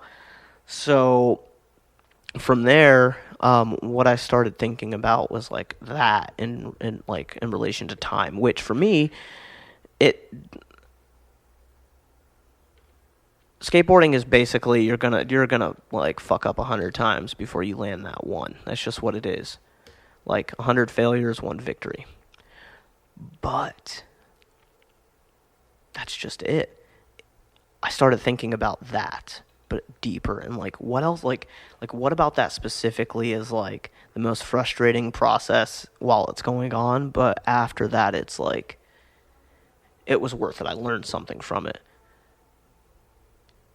That's all creation. That's all everything. Like you're gonna fuck up over and over and over again. But it's that one victory that makes it all worth it, right? That carries on to everything that you do. You try to learn a new skill. Of course you're gonna fuck up. You do it. You do it and you practice it. You practice it. You fail.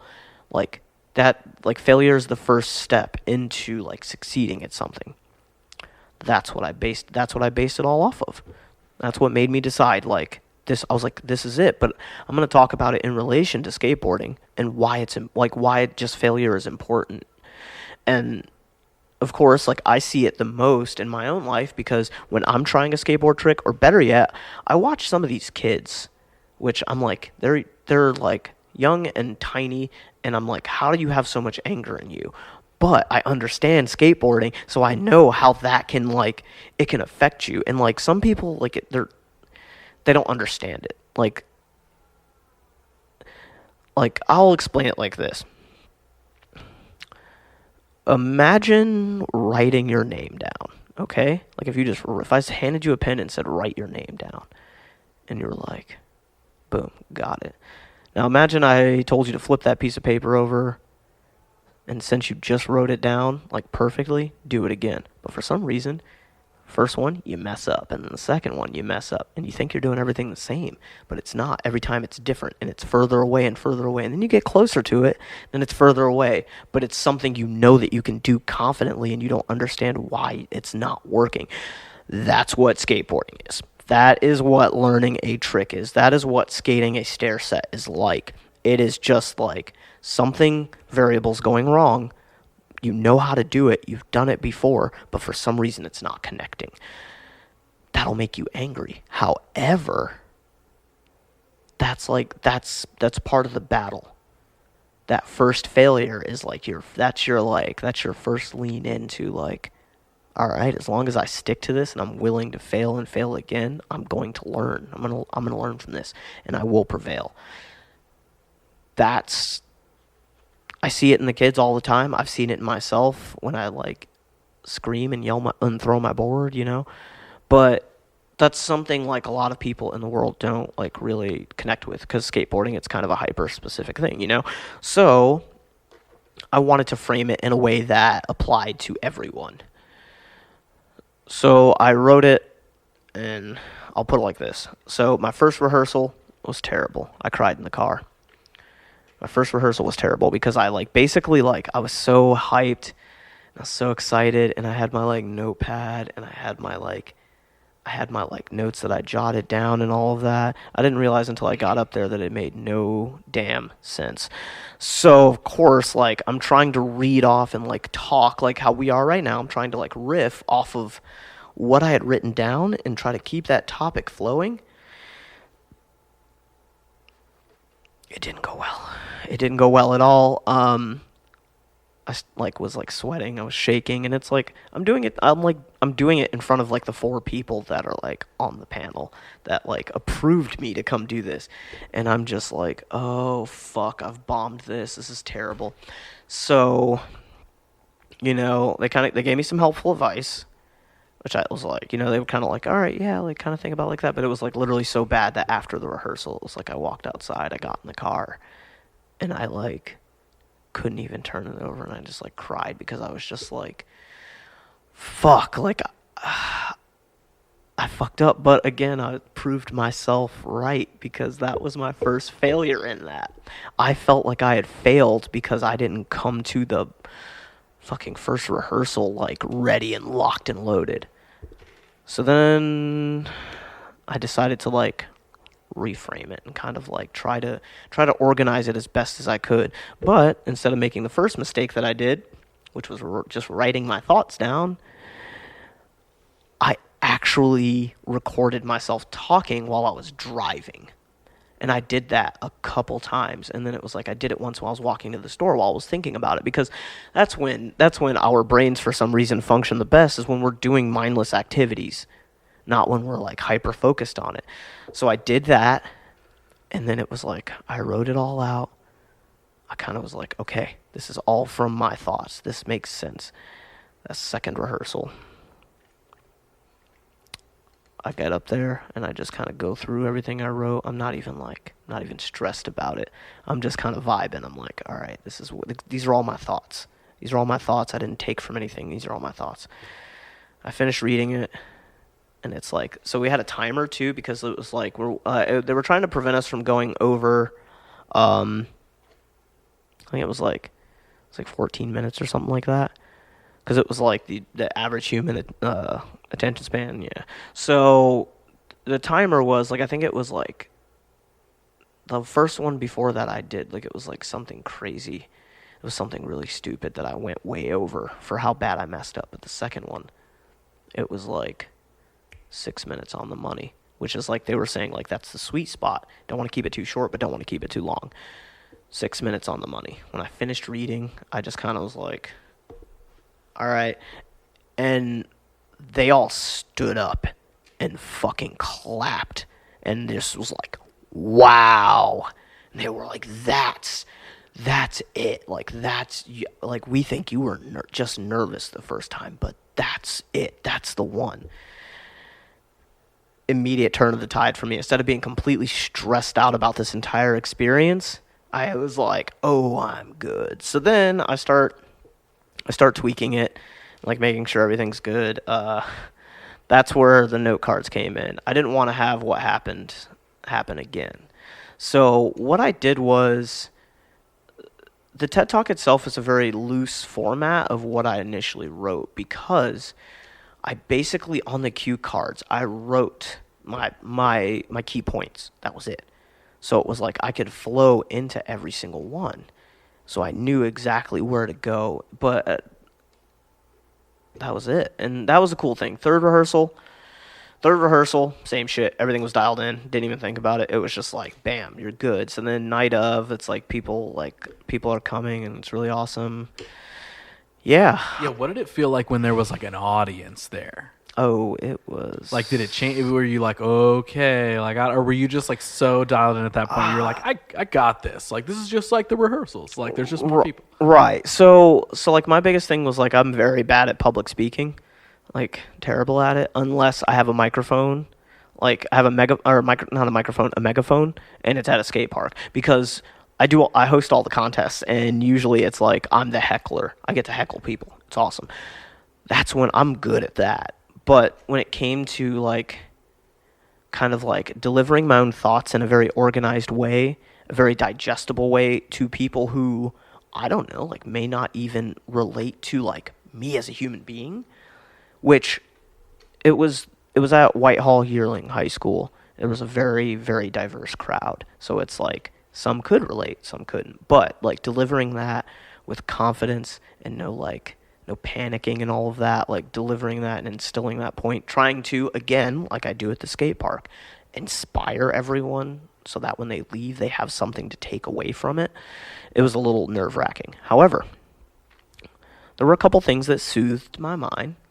The one thing that I really think is awesome. So, the art class, there was an art class at Whitehall Yearling. So what they did was, each one of the speakers, they basically gave a group of kids in this art class one of the speakers, and they were to create a collage, a giant collage out of like it was like a poster board, like a big one, like the one that I took at home. It stands as tall as I do. So like, when I got there, I'm starting to feel that nervousness, and I'm like, oh God, like there's kids from the school there, obviously, and I'm just like, like, why am I inspiring these kids? I'm just a nobody that rides a skateboard.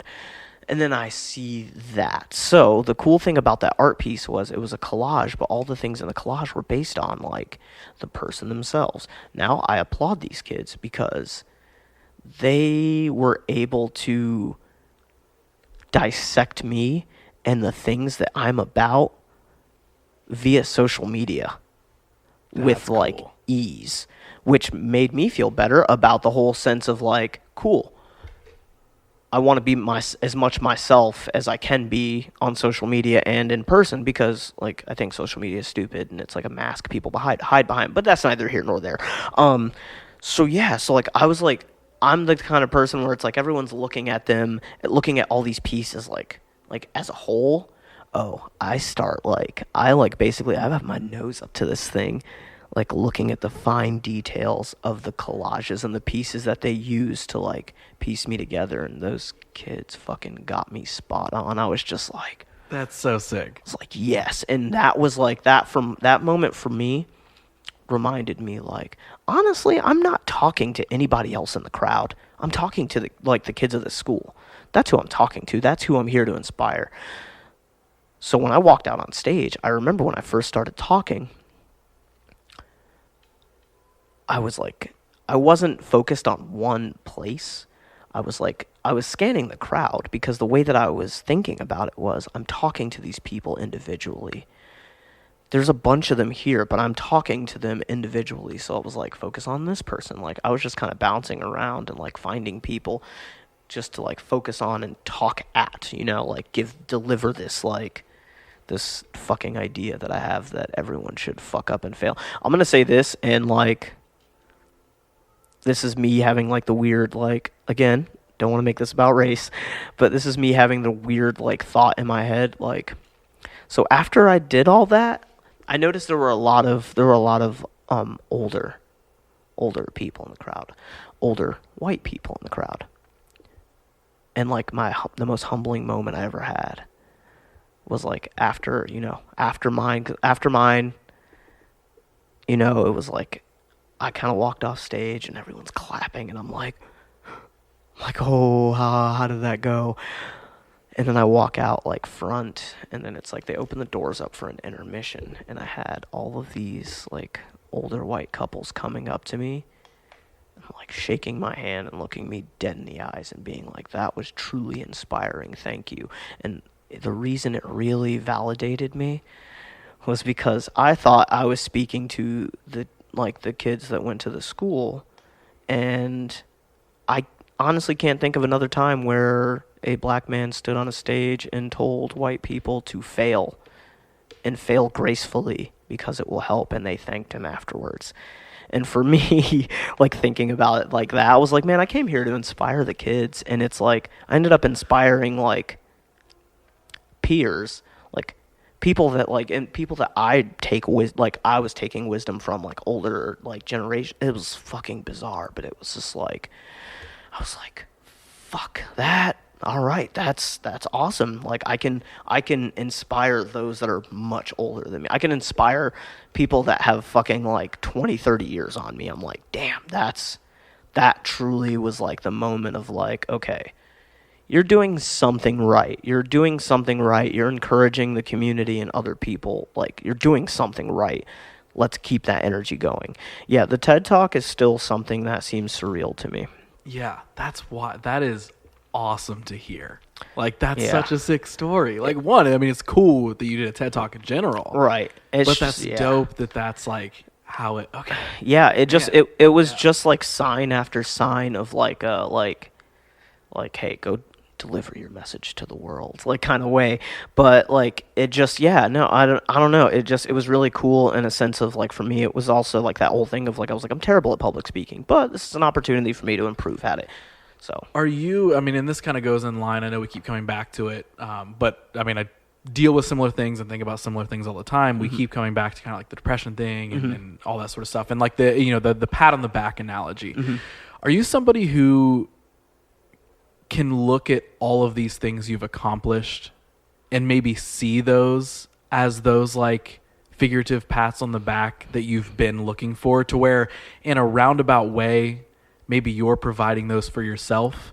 And it's a classic case of like, you had it in you the whole time. Right. And you didn't need, you know what I mean? Yeah, I don't know if I'm getting like too deep or something, but like so much of what I'm hearing in this story is like you may be looking for these like reaffirming feelings or whatever from somebody else, but you're actually accomplishing it all regardless. It's sort of like a Wizard of Oz thing. You know what I mean? It's like you had it in you the whole time. Right, and it's just happening, and it's just like the thing that I keep reminding myself is like,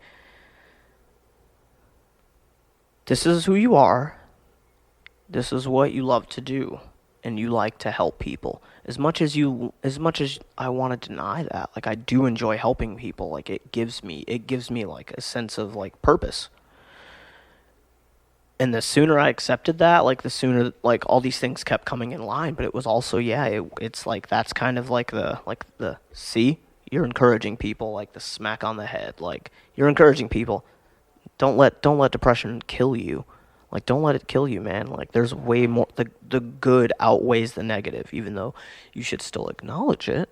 Yeah. And understand that it's there. But man, you're doing great stuff, and that, like, that doesn't go unnoticed, which sometimes it feels like it does. But luckily, my support systems are awesome. My support system is fantastic, and they're constantly reminding me, like, hey, yo, dude, you're doing great shit. Like, don't break yourself down. Like, be yourself, but also, like, you're great. You're doing fine. Everything's okay. Everything's awesome. Like, and I'm lucky I have that. Like, I always refer to my best friend Pat. I always refer to him as my Jedi Master, because he's been dealing with anxiety and depression much longer than I have. But, like, it's kind of like we are each, like, we can sense each other, like, when things are kind of starting to spiral, and we can be that, like, that nudge on the shoulder, like, hey, man, I got you, and you got this.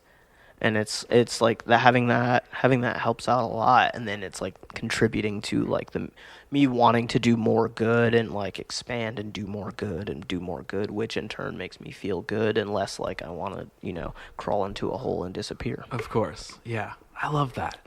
Okay, man, I feel like there's still so much stuff we could talk about. I know. I was, like, just thinking about, I'm like, yo, we could probably keep talking for, like, another 4 hours. Literally. Like. But so before we, like, wrap up, there's still things that I don't want to go, like, unsaid on this show. So last couple things. First one being, tell me about, like, genuinely, because I don't really know about one of them. Okay. I know about your involvement with the other one. So, you're teaching kids how to skate. You're doing a TED Talk. You're creating all this art. I feel like lately you've been tapping into the entrepreneurial side of yourself a little bit more. Maybe even if that's not purposeful, but from the outside it seems like that. Yep. So tell me about, one, Almanac. Yep. And then two, what, like, the half-baked crew stuff, because that I genuinely don't know how much you and I have talked about, and I am very in the dark about what that is. Right. So lay those things out for me. So, those are things you've been building. Oh man, recently. So you're gonna love this. So at one point I was the staff photographer for Elevator Brewery, where I worked with an awesome gentleman who is their brand manager. I'm not gonna mention his name because he likes to be Mr. behind the scenes, but anywho, so he had reached out to me. We met, like, years ago for, like, an event at 16-bit or whatever. So basically, through, like, working with him at Elevator and stuff like that, we learned that we want the same shit. We want the community to be hyped. We want to hype the community. We want to unite the community. So up until that point in my life, I had kind of only been, like, really pushing, like, the skateboarding aspect of everything, like skateboarding, but it's like, the Columbus skate community is massive. So me and him get into this. We start thinking about, like, what do we want to do? We want to make beer. Cool. But, like, what do we really want to do? We want to, like, hype up the community and unite it. So basically, we're all skate rats. And this is a cool thing. It's like skateboarders, roller skaters, rollerbladers. We're all one. So everything that we do, I don't want to say it's not about the beer or about what we brew, because it kind of is to a certain degree, but, like, honestly, we could give two fucks about that. It's more so about using our beverage to help these communities unite and help all that. So, believe it or not, so we've been doing this for it's like over a year now, just past a year. So we united the skate. We've gotten the skate community together. So now we're trying to like, this is like global takeover kind of shit. We're trying to now bring the creatives. We want the creatives to become into the community of, because I mean at the end of the day, skateboarding is what, just like it's a form of creation, it's a form of art. Now we're trying to get like artists and creators. Like now it's like, hey, we're all creatives. We're all like, whether we're on a board or like doing like painting or doing this or doing that, we're all one squad. Like we're all one family. We're all one Columbus. So through our brewery, we're trying to unite these communities and make them stronger and provide like we have now secured a little bit of a space. It's almost like a private little thing, but it's a private spot that caters to our creatives, like solidifying the community, but also like having a spot where, like, you know, if you don't want to work at home, you have this spot where you can go and possibly drink a few beers for free and relax and work on stuff. But basically, it's, to make it very simple, Half-Baked Brewery, it's a bunch of skate rats who love to drink and want our community to become better and stronger, and we're providing those things and trying to bring it all together. That's Half-Baked Brewery. That's what we are. That's what we want to do. That's what we're looking to do. This is the first time I've actually like kind of gone into depth about it, because like I hate talking about it, more or less because I like to be the kind of guy that's like, most people didn't even know I was in any type of association with it. They're just like, oh, it's a skate event, so Aaron's here, that makes sense, but they didn't think anything past that. Right. And it's like when people would like ask, I would be like, I could get into this long thing. I don't have a simple answer for it, but that's what it is. Yeah. Now I do. So yeah. Well, cool. I'm glad I got it out of you here. Yeah. Half-Baked's awesome. We're doing good things. And then so tell me about Almanac. Almanac Skateboards is, oh man. Okay, wait. I've been wanting to do something weird like this entire time. So all right, give me. Almanac Skateboards is a black-owned skateboard company based in Columbus, Ohio. Well, technically, it's run out of Pickerington and Columbus, but yes, it is a black-owned skateboard company. Which actually, so this is kind of, so actually, all right. So, I used to ride for a skateboard company. They gave me a pro board. They weren't paying me. Long story short, fuck them. So I ended up leaving. I left that skateboard company, and I was just like, I'm not associated with them. They suck. Fuck this. So then a gentleman approaches me and says, hey, check this out. I'm kind of glad that just happened, because I was looking to start a skateboard brand, and I, without question, want you to be a part of it. And I was like, okay, cool, whatever. And he's like, yeah, definitely gonna make you you're gonna be pro status again, obviously. And I was like, oh, cool, whatever. But the whole thing was, I was just like, tight, I get to be a part of something. Now, the gentleman that we're bringing this into the world, same view. Make the community like tighter, like bring the community together, like everyone stop being so separated. And I still believe in that message. We still do. And that's what we're trying to do. So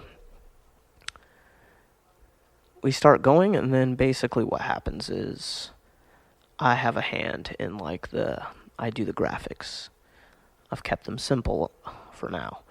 I do the graphics. So then it in turn, not only it's like it turned into like, not only am I a pro for the actual board company, I'm part owner.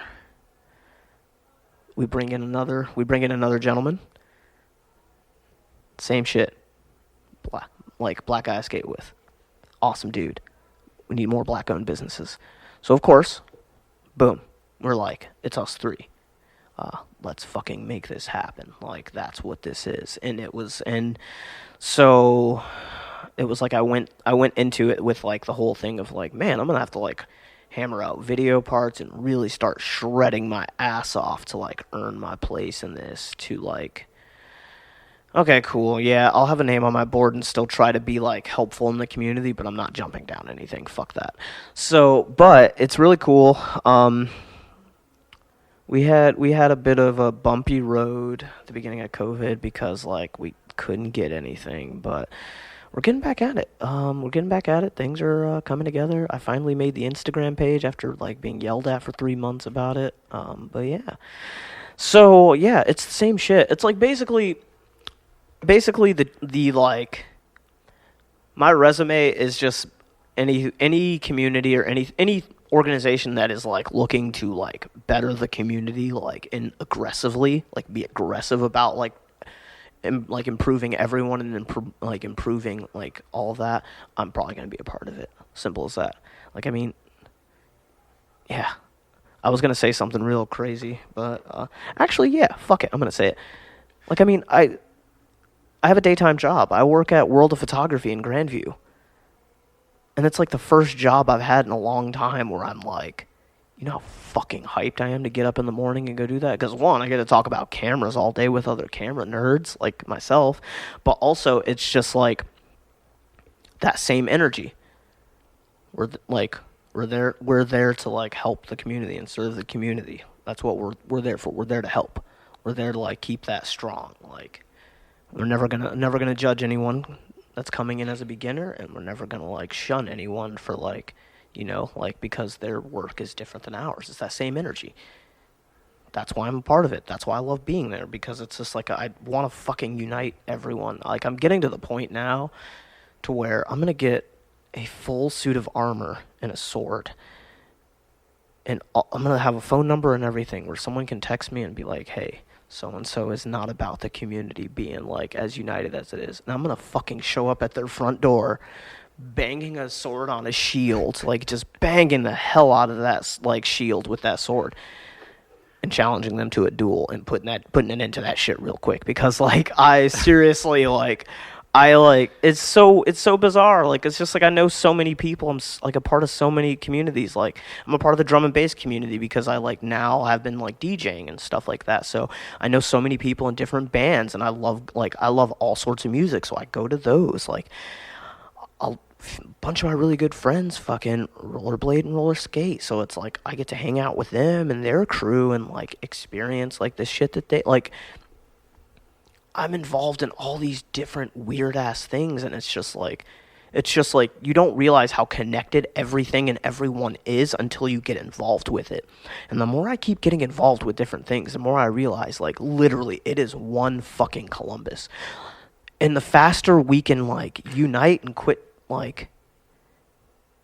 trying to fucking like step on one another, like, yo, this city's dope, but like it could be better. I will end with saying this. A friend of mine likes to make t-shirts, and he made one t-shirt for me, and I still fucking, like, I have it, and I won't wear it in public because I know someone will talk shit. But you know those Ohio Against the World's t-shirts? Yeah, it is Ohio Against the World, but people also forget that it's Columbus against itself. That's what it's been. That's what it's going to be until we do something about it. And that's why I'm trying so goddamn hard to, like, make my communities tighter, make them safe, and make them, like, welcoming. Because it's just, like, there's no reason for us to fucking be against each other. And that's all I'm going to say. Yes, dude. I love that. Okay, so I don't know how many ways we can top what you just said. So we can start to wrap up. Last couple questions for you. All right. One, put your advice cap on a little bit, okay? Mm-hmm. So if somebody's listening to this and maybe they're in the same place or situations that you found yourself in, where maybe they're not being accepted by their community, or they haven't found their group yet, or they don't have those reaffirming, pat on the back, like you can do it sort of thing. Right. Like somebody was in the same situation as young Aaron was. What are you telling that person? Okay. First off, stop looking at life as like a destination. It's a fucking journey. Nothing goes as planned. But as long as you take the risk, it'll pay off. You'll find your way. There's so many things out there. The best thing that you can do is like follow your heart as far as like finding your group. That's the thing. When you do the thing that you love, those same people, those like-minded people, honestly, you won't have to look for them. They'll find you. Yeah, shit sucks, but like, it'll suck even more if you don't chase after what you want to. I'll just leave it at that. Hell yeah. I love that. And okay, last thing. Before the last thing, actually, is there anything major you feel like we haven't covered? Are you like, dude, there's this big secret thing that we haven't even dipped into yet? I'm trying to think because like anything that's going on, I'm like, what can I say?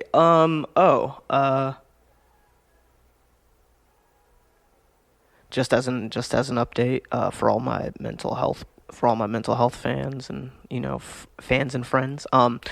Yes, mental health like is like important. Please focus on it. If it's not going well for you, if you suffer from anxiety and depression, I will say this. Don't be afraid to ask for help. Don't be afraid to even message me and ask me, because even if I don't know you, I'm going to give you an honest answer about it. And last but not least, I started counseling, and I will say that I will take the counseling over the pills any day of the week, and it has been the most helpful and most enlightening stuff, and it's just like I haven't even started diving in. And yeah, you're still going to have bad days. You're still going to have them. But acknowledging them and understanding why they happen or what your triggers are and all that stuff, and learning to live with it and not constantly fighting against it, best thing that you can do for yourself. Some people may say it's wrong, but I think it's awesome. But yeah, mental health, shit's important. Focus on it. Like they always say, safety first, then work. You got this. Beautiful. Okay, last thing. I ask this question at the end of every single episode, so we're gonna stay on the deep end here of the pool. Okay, right, so we took some deep dives. Let's take one more to wrap it up. So right now, I want you to pretend like everyone in the entire world is on the other end of that microphone. So you have access to share with them something, some thought, some feeling, advice, whatever it is you'd want to say to everybody. So if right now everyone everywhere could hear you, what are you telling them? This is going to be super funny and cliche, but like, hold on, I have to grab something. Do it.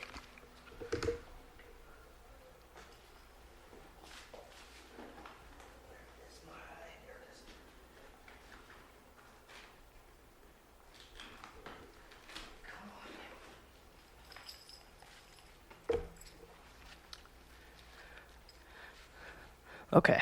All right, let me get situated here. Everybody's on the other end of this? Okay, cool. Let me see if I can find this. Let me see.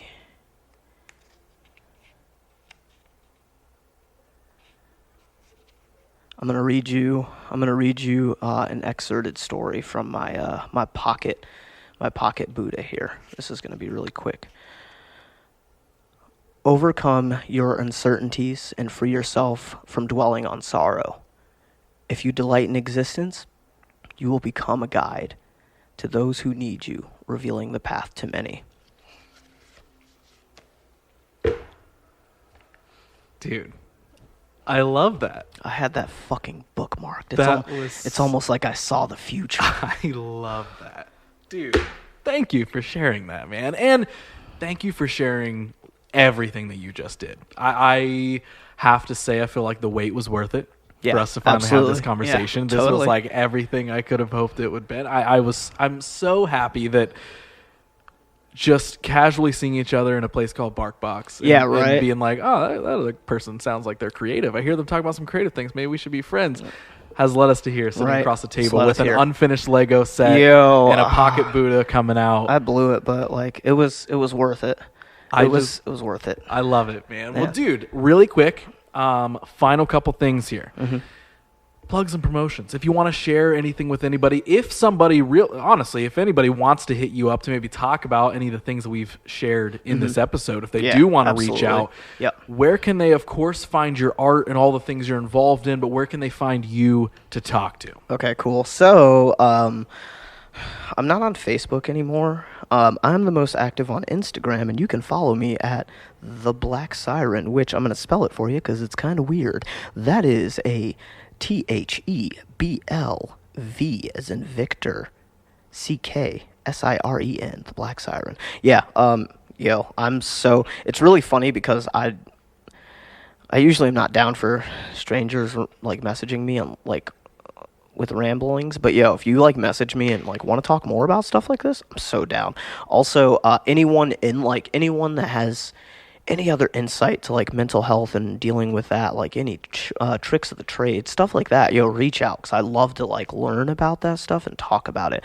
Of course, shout out to Half Baked Brewery, Careless Heart Skate Shop. We got Almanac Skateboards, obviously, Play Factory. Let's see, Skate Naked Skatepark, yeah, keeping me sane. High Street CBD, who, if it wasn't for them, I would feel 10 times older, because being a skateboarder at fucking 30, worst feeling ever.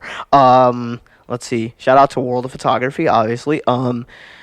Fuck, I could seriously do shout outs all day, because it's just like, there's so many different people, there's so many different individual people, as well as like organizations and like places that like have been so supportive, and if it wasn't for them, like, who the fuck knows where I would be. But yeah, definitely shout out to everyone, because you guys are awesome and I love you. And shout out to you, because like, seriously though, like it seems like it was like just yesterday that we met, and then now look where we are, having these in-depth conversations.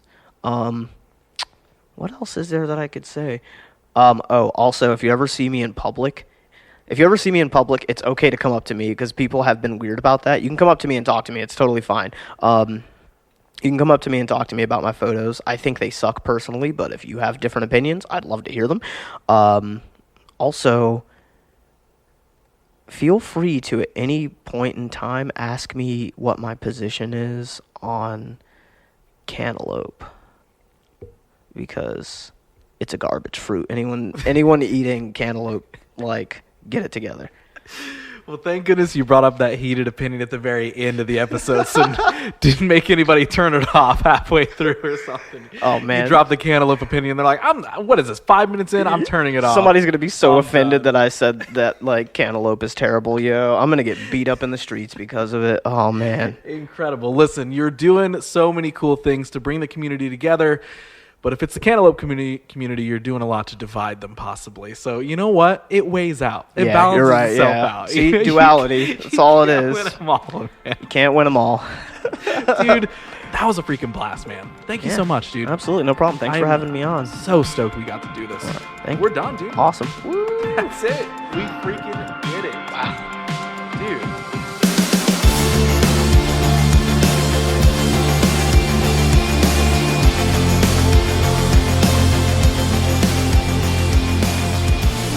All right, there we go. Another one in the books, another super fun conversation. Aaron is such a cool dude, and I am so glad we got to finally align schedules and make this happen. He's a super talented guy and someone who really gives a lot of himself to others, honestly. And it's awesome, so awesome to see what he's doing with the skate lessons that he's giving, setting up the next generation of skaters, being that big brother figure, that mentor figure that he didn't have growing up. And of course, I mean, everything else he's doing to try and make the Columbus art community a cooler place. It's also rad to see. So go support Aaron. Check out his art and his photography. Go hit him up for skate lessons if you want, or simply let him know that you listened to this and enjoyed it. You can do that by sharing this on your social, of course, by tagging Aaron, tagging me, and tagging the show. You heard Aaron's tag as he left it there at the end of the show. If you want mine is at Who's Ross Tyson. The show is at WYDH Pod. Listen, that word of mouth organic promotion is the only way that this show is growing right now. So anytime you tell somebody about this show or refer it, it helps more than you may know. These are a blast to do, and I really hope you guys enjoy them just as much. So please also remember to find that subscribe and follow button on iTunes and Spotify and power bomb it through the nearest table so that way you can stay up to date with all the new episodes and all the amazing guests that I have on the show so you can get to know more people with me. Just like you'll be able to in the next episode where I will once again be sitting down with a brand new guest that you may or may not know of as they share their story that you for sure never heard.